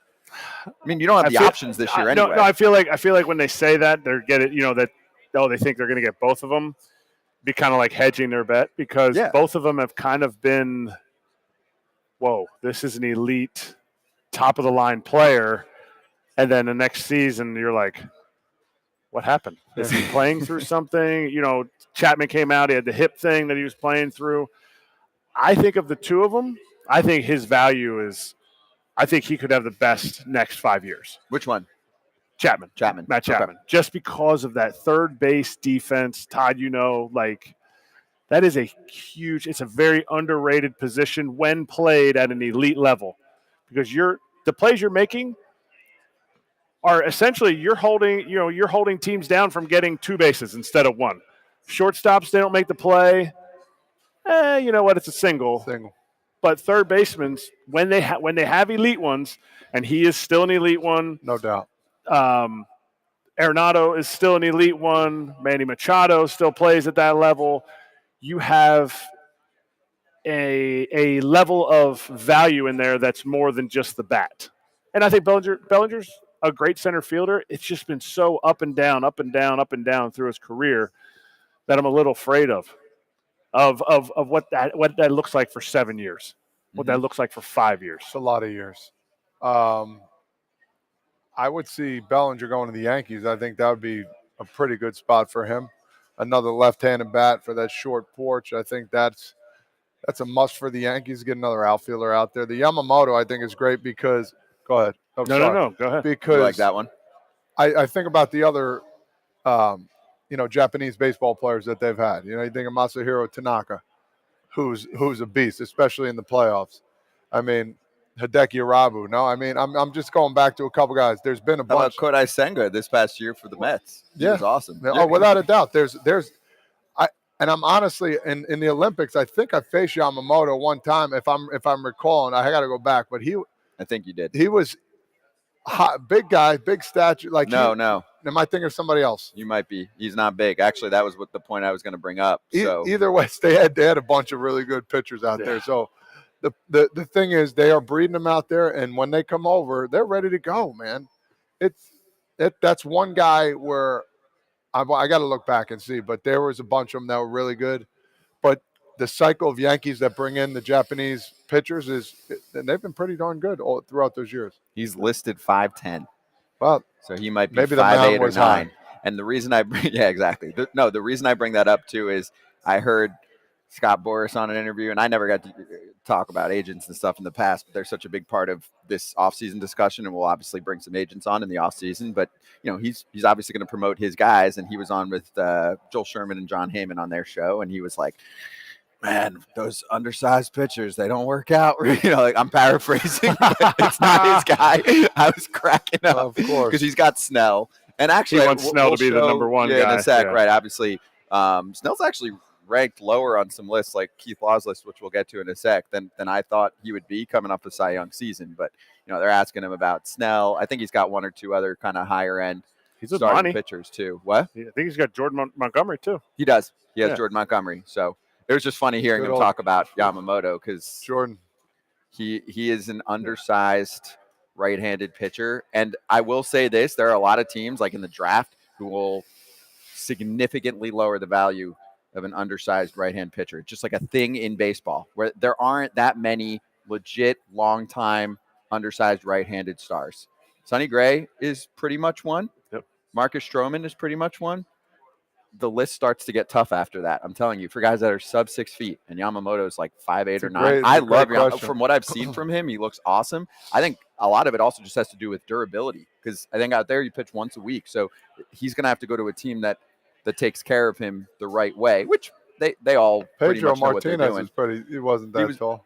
No. Pedro is Yeah. probably 5'10". I'm just trying to think of 5'11". some undersized. It's very hard. You're right. Right? For You're right. righties especially. Yeah. As soon as something happens, Reliever's different story. Yes. As soon as something happens, like, he's declining. Let's look at his size. You knew his size wouldn't last. Like, it's like we're playing basketball here. Like, save it. They love to use that against guys, though. I'm telling you. I mean, yeah, I'm looking at my notes on Yamamoto from some people that I've spoken to. Yeah, I mean, I guess he's been bouncing back, either listed 5'9" or 5'10", and he's light. It's like mid 150-ish. I know the Yankees have done their due diligence on him. Cash was out there. I talked to a scout with the Yankees, and he said they sent the big dog scouts out there ahead of time, and he was going out there, and they sent Cashman out there, which is really, checking all the boxes for the Japanese players. They want to feel that respect of like, okay, a scout's coming to watch me. Great. We have scouts out here. That's fine. But when Hale goes out, if he does, like that's when they feel that respect and they want to sign with the place. I'm getting some messages from my boys and Phillies fans. Josh Hader to the Phillies. So I'm like, hey, that's what they want. That was the only thing I was going to say on that. Nice. Before we bring on our next guest, I think it said that guest was like 4 years, $70 million. I'm going to go low. I'm not liking all the numbers. You think Hader's going to get more than that? You're saying? Yes. Yes. Especially when you talk about what Edwin Diaz contract, which is 100. Right, and he's going to get more than that. Yep. So if you're not in the 9 figures with Hader, I think you're out of the bidding. I agree. I think you don't get that very often. He's preserved himself well, consistently been the guy in the ninth. If you want to watch a hype up video, watch the Josh Hader, Trevor Hoffman narrated hype up video. I want to come out and close the game. I don't want to be a hater no more. Perfect. Let's bring in our next guest. He is out in the Arizona Fall League. He is one of the top prospects in the sport. He's in the Mets system. Kevin Parada joining us right now. Kevin, great to have you on. You probably like listening to this. We're talking about all these free agents and, 70, I think he's going to get 100. Like, does that make you excited to hear about that one day? Obviously, you have other goals too, but, if you keep working hard and succeed at the major league level, you're taking these guys out to dinner. Sure. Yeah, obviously that much money is always a good thing to have. So when you got those big of contracts, you're never complaining, not once. I like it. Hey, well, great to have you on here for the first time. First off, just tell us how the AFL is going and what it's been like to be in the Mets org, because, I mean, you've only been obviously in the pros for, about a year and a half now? Yeah, it's only been a year and a half. Being in the AFL has been awesome. Going against the best guys out there, a couple guys that have got some big league time, but mostly prospects in AA, AAA that are on their way to crack the big leagues and get their opportunities. It's cool to see, especially because pretty much all the lights are on you right now. Everybody's only watching us now that the World Series is over, and it's just the next generation, in my opinion, of baseball talent. They got the All-Star game coming up soon, so it's just really cool that they're trying to show all the young guys. And then as far as being a part of the Mets organization, I mean, I can't complain one bit. They've always treated me well so far in this last year and a half, and they definitely do want to win. I mean, everybody sees it in the offseason from last year and throughout the year that I'm excited for the future with the Mets. Hey, let me ask you this. Have you been to a big league camp yet? I have. I got my first spring training. I was fortunate enough to be in big league camp. Awesome. Who was your locker mate, and who was the guy that, kind of flocked towards you, helped you out a little bit in your first big league experience? Who was the guy who was like, man, either like you didn't know he's such a nice guy, or there's a dude that was like, man, this is the dude right here? Yeah, I was my locker mates were Tomas Nido, Francisco Alvarez, Omar Narvaez. All the catchers were right next to me, so it was really cool getting to just speak with them, as far as like Alvarez being the young one, getting his first opportunity, or his first big opportunity this year, and taking full pledge with it. And then Nido and Narvaez having the experience they have, it was just getting to listen to what they see and you're not that far off when it's like it's just about experience, in my opinion, as you get to that level. Like everybody's obviously got talent, and just the more that you play, the more you learn things, the more that guys do things that you've probably never seen before. But after as much experience as you get, you continue to learn and see things that you've probably never seen before. And then when it happens again, it doesn't surprise you. I'm going to put our guy Todd Father on the hot seat. Don't be fooled by what he's wearing right now. That's not really like his strongest ball club. But how about a little Mets advice for your guy here? I mean, you were. It wasn't that long ago. No, I was talking to you in the Mets clubhouse. What do you got? I kind of, when Pete Alonso came up, we knew he was going to be a superstar. I made sure his locker was next to mine. So, I mean, the advice I would give to you, like I did to Pete, take everything with a grain of salt, man. Work your butt off and do what you do, man. Don't try and be somebody else. We know how good you are. The brass knows how good you are. New York's going to know how good you are. Don't try and exceed your goals. Your goals are what you make of it. Work your tail off and have fun doing it. And if you need help, don't be afraid to ask. That's why I always told them, listen, this media is crazy in New York. Some people can handle it. And if you don't know how to answer a question, just say, I don't know. So there's some things as you get older, don't be afraid to ask. So I would go ask Pete. I'd be like, hey, listen, I know you've got some good advice from somebody I talked to on one day ago. No, but yes, enjoy the process, because when you get up there's no better feeling. So that's the advice I'd give you. Thank you, Todd. I actually remember playing against you when you were with the Olympic team. I was on the college national team in that inter squad. Oh, okay. Oh, was that in Durham? Where was that? Yeah, it was in North Carolina. We were playing in Cary and Durham, all over. I remember playing against you and being behind the plate. Oh, all right. Did we have a conversation or no? I'm sure I said something to you. I mean, he said, what's up? He said, congratulations. And then there you go. Proceeded to hit a base hit to right center right after. Right center, Kratz. Can you believe that? That's pro. Right center? Don't cater to this. Don't I love this. Don't pander to this guy. I remember that. Line drive. I do remember that. Of course you remember you're at bat. You don't remember the dude's name. The dude was a college superstar. He had 26 pumps at Georgia Tech at ACC, and you're sitting over here. Hey, he was probably like, hey, what's up, dude? Or hey, guy. Bro, it was the same field you hit that 3-run homer off of in the trials. The same field. I will say it's better. Squad. We had Przinski on the other day, and he's talking to some AFL prospects that were like, I saw you at a tailgate, and you wouldn't say hi back. That's par for the course. No way. That's amazing. We'll take this. Take this. Par for the course. That was the Team USA, right, in the summer? Because I used to call Cape League, and it would be like the best players either go to like Team USA or they go to the Cape League. So that was we were talking. I remember we were talking smack. Here we go. We had a good time playing against you guys, man. It was fun. I mean, yeah, no doubt. Obviously, seeing it now and being at the level that you guys were at that time, and you're like, man, like it's a whole different breed of baseball. But then now it's like a year and a half later, I'm in AA, playing against the same guys, having the same experiences, and I could definitely see where it's like if I played against a Team USA of collegiate guys, how it could be the same exact feeling. No doubt. That'll be you one day. Keep working hard. Kratzy. Yeah, these guys are over here. Oh, yeah. Keep working hard, Kevin. Do your best and all that stuff. Save that. You were the 11th pick overall.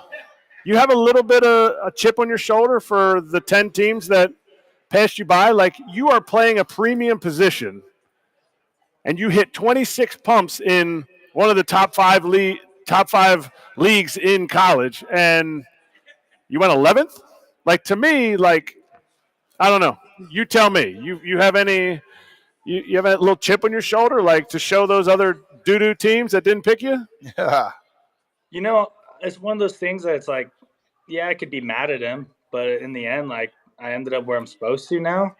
And so it's like stuff works out, Like, hey, I could be mad that I didn't go 5 or 6 or 7, but in the end, the draft is the beginning of playing a long career, and to show them is go play in the big leagues and go play for a long time. It's not about, I got picked 11th and that's the end of my baseball career. So, it's just the start, and I'm just glad that the Mets took a chance on me, and can't complain one bit about where I've ended up. And yeah, the other 10 teams might be sorry in the future, but as of now, it's like I just got to roll with what I got and hopefully help the Mets win a championship in the future.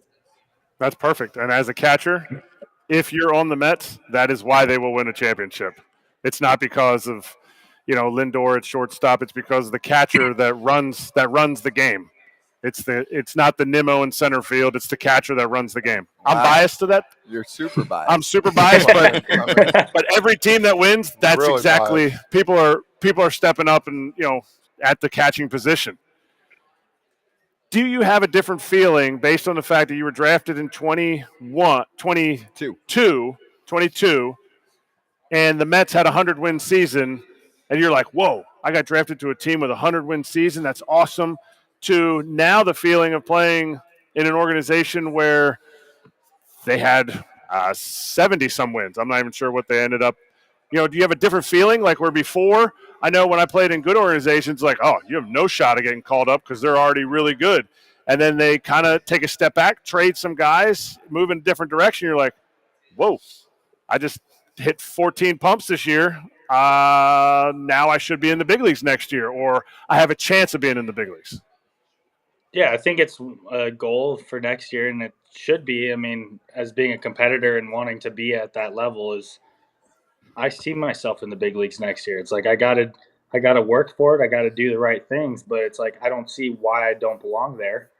And yeah, whether they have a 100-win team or a 70-win team, it shouldn't matter. It's like if you're good enough to be there to break the ice, you're gonna have to. If you can help the team win, it shouldn't matter if you guys are winning 110 games, because in the end, you still got to get over that hump and win that championship. So. I could see, especially with guys being traded and everything, that it's looking like they're going to want a younger team this coming year. But who knows? Things change all the time. Things change day to day, and especially now that free agency is happening and everything has happened after the World Series. Like, you never know what's going to be the next step. It's just I got to control what I can control, and if I do my thing, I think I have every ability to be in the big leagues next year, and I think it's a real possibility. I watched some of your swings. You talk about like the next step for you, what you need to do. I watched your first home run of the season, and you had this like your bat was like way down here to where you're at. Was that a concerted effort? Was that something that you set out to change, or was there a coach that was like, hey, you're way here and you're pulling everything to where the end of the season, I'm watching some of your dingers. Yeah, you still pulled some, but now you're kind of going left center. That bat's a little bit higher. Is that a change that you were looking to make, or they kind of made you make during the season? It was just a natural change. Things weren't working out at the beginning, in my opinion, as far as how I wanted to go about things. So I had to make those natural adjustments, and part of it was, all right, how can I simplify some things? And who knows? I don't think that my swing will be exactly the same in 6 months from now. But if I get more comfortable, who knows? I might be laying back the bat more. For me, it changes a lot. But that's my goal for the offseason, is finding something that's simple, consistent, that I can replicate over a long season, as well as when things aren't going well, I can stay consistent and know that in the future, having those foundational one or two things in my swing that's like, hey, I'm going to ride or die by these things, and whatever happens, to stick through a long season, especially when you have the ebbs and flows that everybody knows in baseball. And I want to say the swing looks good. And I think it looks good based on what I see in the game, how guys are going to attack at the top of the zone. You're real flat at the top of the zone, and you handle balls up there, which I think is I would encourage you to stick to it because of how many guys are throwing at the top of the zone. You can take advantage of that. And when you learn to hit the ball to the opposite field with power over the fence, which I think you'll be able to, it's going to be elite status, because everyone now, hitting coaches now, you've heard it, drop the barrel, all that stuff. And I think your swing does a really, really good job of staying through the zone. So more of a compliment than a question. Thank you. Who are you watching, Kevin? Who's your guy, like either growing up or now, that you look at and either love the way that they play, or besides Todd Father, obviously at that game when he went to center. But who else? Like, who did you watch either growing up or that you're paying attention to now? And do you take anything from that particular player that helps you? Yeah, I grew up an Angels fan, so like I've seen Ohtani and Trout through the system, and I mean, I was alive during the World Series. Do I really remember it? Not one bit. But like that was the era even before Trout and Ohtani were with the Angels. So it's like I grew up watching guys like Tim Salmon, Howie Kendrick, Sean Figgins, and that was obviously a time where the Angels were pretty dang good. Yeah. Gloss. But right. As far as catchers, I've been I watched my entire life Buster Posey. I've been watching of lately JT Realmuto because he's the upper echelon of a catcher. Yachty I think is in a different level of just catching. So it's like not that it's not attainable, but it's like Yadier Molina is Yadier Molina, and he does things that just may not make sense to the normal person.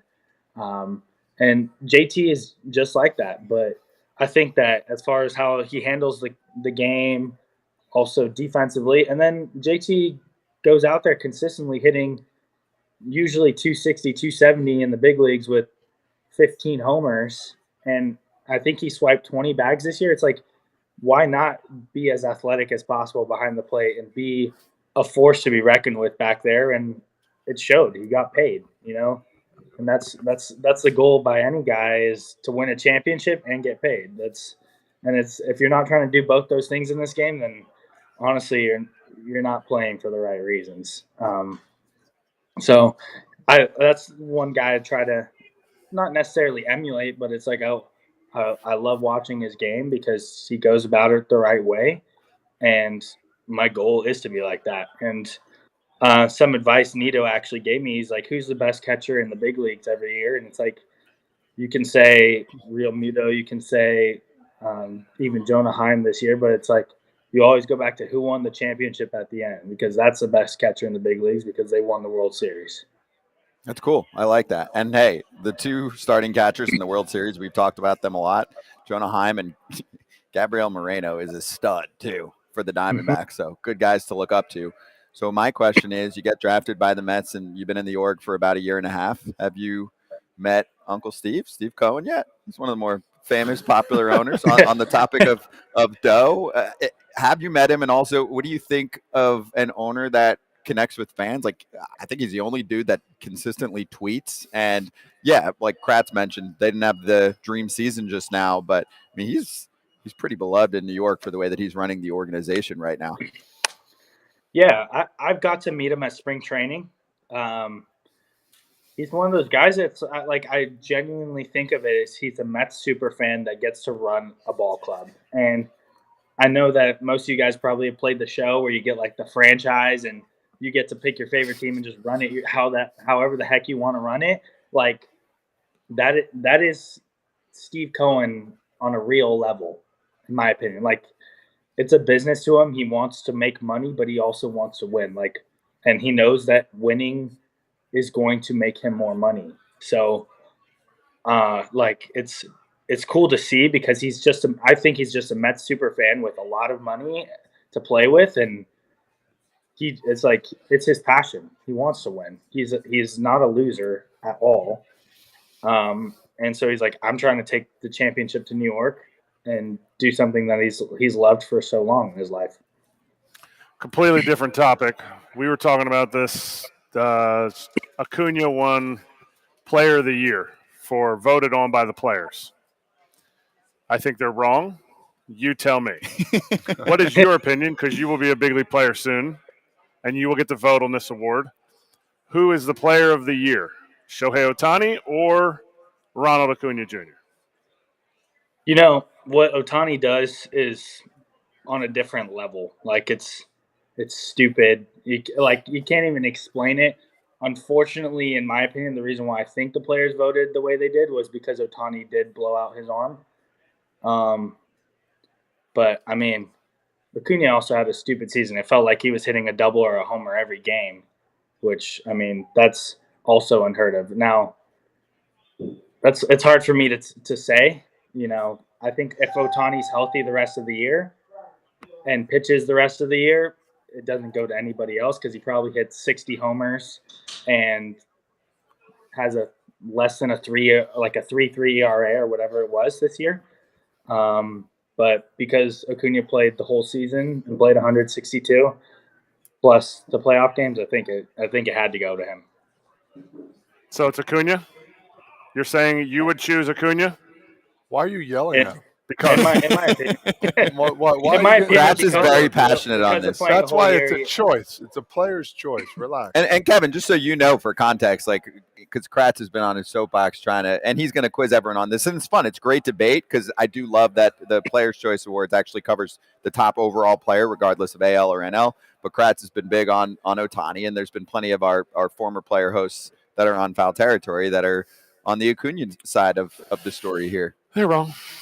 I mean, I think it honestly can go both ways. And as like I said, if Ohtani played the whole season, didn't have to have surgery or anything, it absolutely goes to Ohtani. But because of situation and how it ended up being, like, that's why I think Acuña deserved it.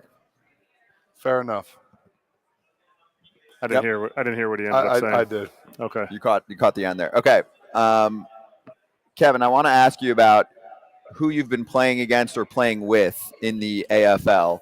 Anybody that stood out both from what you're seeing on the field and then important for us and for this show, because we've been grabbing AFL prospects each week, if there's somebody personality-wise that you think we're missing. Like, you've been one of the best interviews we've had. We probably talked to like almost 10 guys at this point from the AFL. So give us a little scouting report. Yeah. I mean, it's fun playing with guys like Colson Montgomery. He's a character, like a little quirky, but he's fun. He has a good time. He's obviously very good at baseball, so that's always a plus. But I don't know if you guys have had Christopher Troy yet on this podcast, but that is probably the biggest personality that I've ever been around in a clubhouse, and it's pretty funny. Just had him. We just had him. You and did. We wanted to have him back again because he was part of the bro clan. We had him and him and the catcher, Red Sox buddy, catcher from the Red Sox, Nathan Hickey. Nathan Hickey. Yeah. Those two together. Nathan was like late because he said he was grabbing groceries, so he blitzes the interview like in the middle of it. It was like they're like stepbrothers. It was an absolute bro. It was an absolute bro fest. It was hilarious. So you're spot on. on. Their personality on the podcast is 100% how they are in person. Like, it doesn't change one bit. It's a little bit of a movie, and it's really fun to just sit back and laugh at. I mean, another guy that's funny is Andrew Cassetti. Like, he's catcher with the Twins. Just great guy to have in the clubhouse, and he's just honestly hilarious.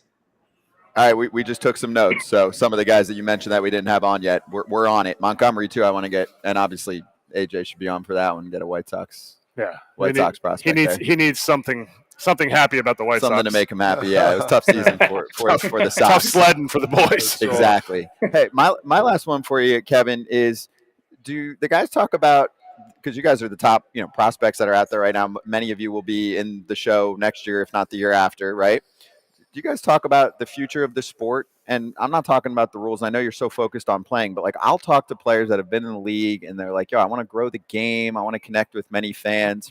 We're obviously working on that every day with our show, but just curious if that gets talked about, among your circles, because I feel like sometimes there is a misconception. This came up yesterday, actually, when I wasn't on the show, but I was talking to someone about this where they're like, some of the superstars, like they'll make sure before every game that they go sign a few autographs or talk to a couple kids. Like that's cool.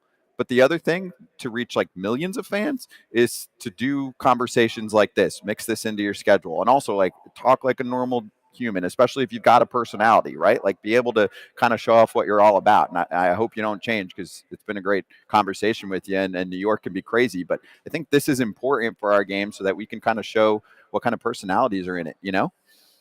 Yeah, I think the podcasts are honestly like the best way to go about it. And I know I've seen a couple like I've seen some of Mookie Betts's clips with like, he had like one with Christian Yelich talking about Barry Bonds and all that. I think that's honestly the best way to do it because of these guys. Like we do have a lot more time on our hands than it seems like to the naked eye. So even if it's once a week or once every couple weeks, you just hop on and have a conversation. I think it's pretty cool. I'm not so much about the, I do see the day in the life type of things, but that's not necessarily, maybe in the off season, I think that'd be like a cooler thing to see. Like, what do you guys do as far as working out, as far as how they go about their hitting routine or for me, my catching routine.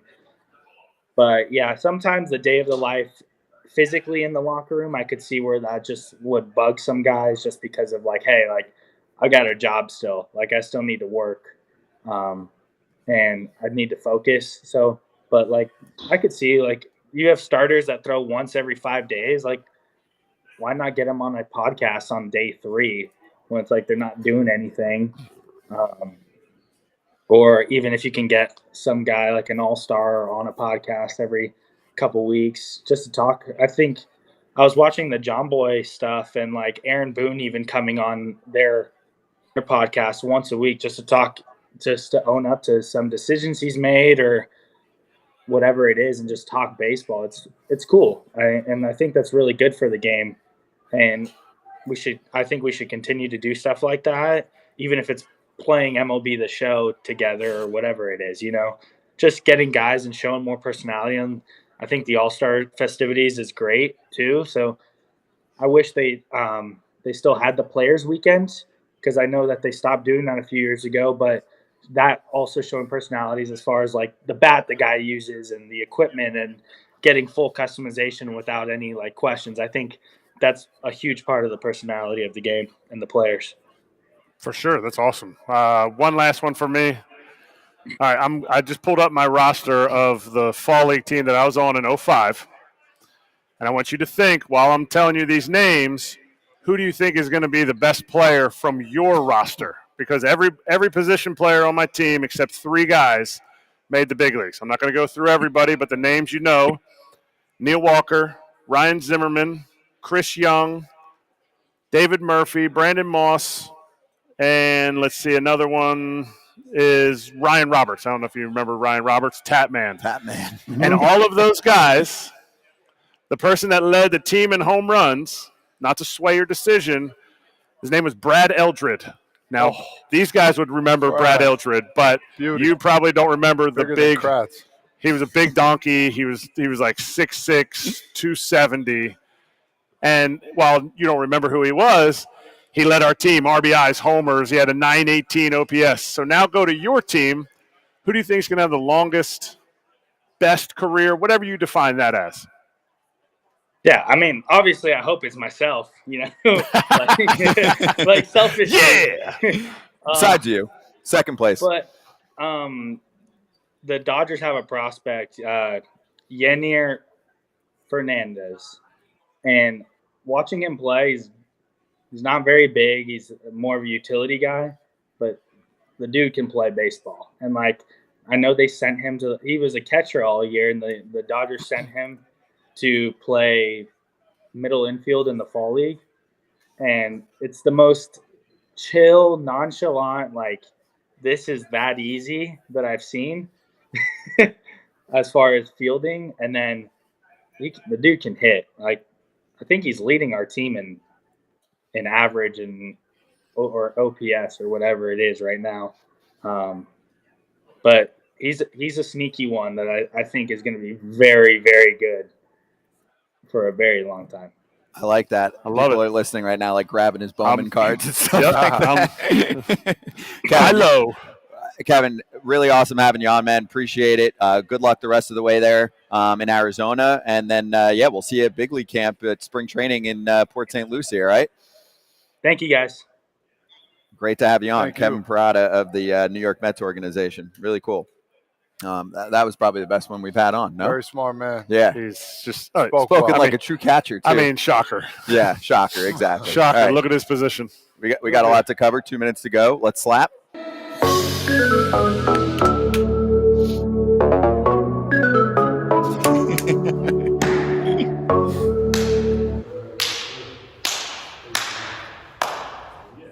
Okay, Top Father, tell the people what's going on. Because actually, the team portion of what you've got in 2 weeks, I think, is sold out, right? Sold out. 64 teams. 64 teams. 128 guys and for girls. Todd Frazier's charity beer pong tournament. Now, you can buy a ticket Of to course. attend, Yes, right? you can. There's limited spots available still to come. Okay. We're gonna have silent auctions. We're gonna have gifts, giveaways, 50-50s. All the money is going to the Children's Specialized Hospital. It's going to be at the Sawmill in Seaside Heights. I'll be posting some more information. I've got some really good silent auction gifts here that people have never seen before. The winners are going to take home some big, big prizes. So come on down, try it out, and we'll have a good time. All the money's going to Children's Specialized. Silent auction. Nobody's seen them before. Can you give us a sneak peek, like something that we don't even know about? Yeah, like one item that you can tell the people Are we about. getting like a I Frank have- Sinatra well, signed? One item is going to be, I could tell one. One item is going to be a signed Jonas Brothers guitar. Let's go. Okay. Something unique. That's so awesome. Yeah, it's going to be cool. To hang a guitar up in your house that's signed by the And Johannes brothers. You can probably get it for cheap too, so which is going to be Yeah, exactly. So it's going to be good. That's awesome. And by the way, we'll be there. Many of the Foul Territory team members. We've got 4 teams entered. Hey. So jealous. 4 teams. Winners. That's your vacation, right? Yeah, Yeah, I'm you're out. missing out. But we'll have some FT people there, so look Thank forward to God. that. And Thank what we you. just showed you, heard Kratz plays a mean beer pong. QR code, though, that you just saw Thank on your you. screen if you want to check it out. 2 more things. Kratz Hats, real quick. We're gonna start cycling back through some of my favorites. Beautiful. The bell, Liberty the Bell. crack. The Liberty Bell, little Lehigh Valley. I think Lehigh Valley has the most legit hats. They're pretty sweet. I don't peaks. And ironically, it matches my guy, Yeah. T. Frazier. Don't put that And your down on your head. T-shirt. And my T-shirt, which I I'm see hiding. that. Don't Oh hide my that. God, I thought I had a big And then head. from me, just want to shout out Borgata, obviously, for hosting us all year. And on the comic side of things, they've got the Borgata Comedy Club. You can see the full Comedy Club listing at theborgata.com. Don't miss the area's best comics taking the stage. Thank you so much to Borgata and BetMGM Sportsbook for hosting us. And a very happy birthday to our producer behind the scenes every day, Claudia Olson. There you go. Hey. Happy birthday to you. Scratch mini golfer. Scratch mini golfer. Claudia There it doesn't is. ever go golfing. That is finest. that is a dog. CGI picture. Claudia does not go She golfing. does mini golf. She doesn't mini golf. That's real. No, No, that's real. I think that's real. that's not a Yeah. real picture. We appreciate you. And again, thank you, the whole crew here for the entire season. Appreciate you and the crowd that's been here every other week. Thanks for watching FT Live at Borgata here in Atlantic City. Kratz and I actually will be here in about a week and a half for the big poker tournament.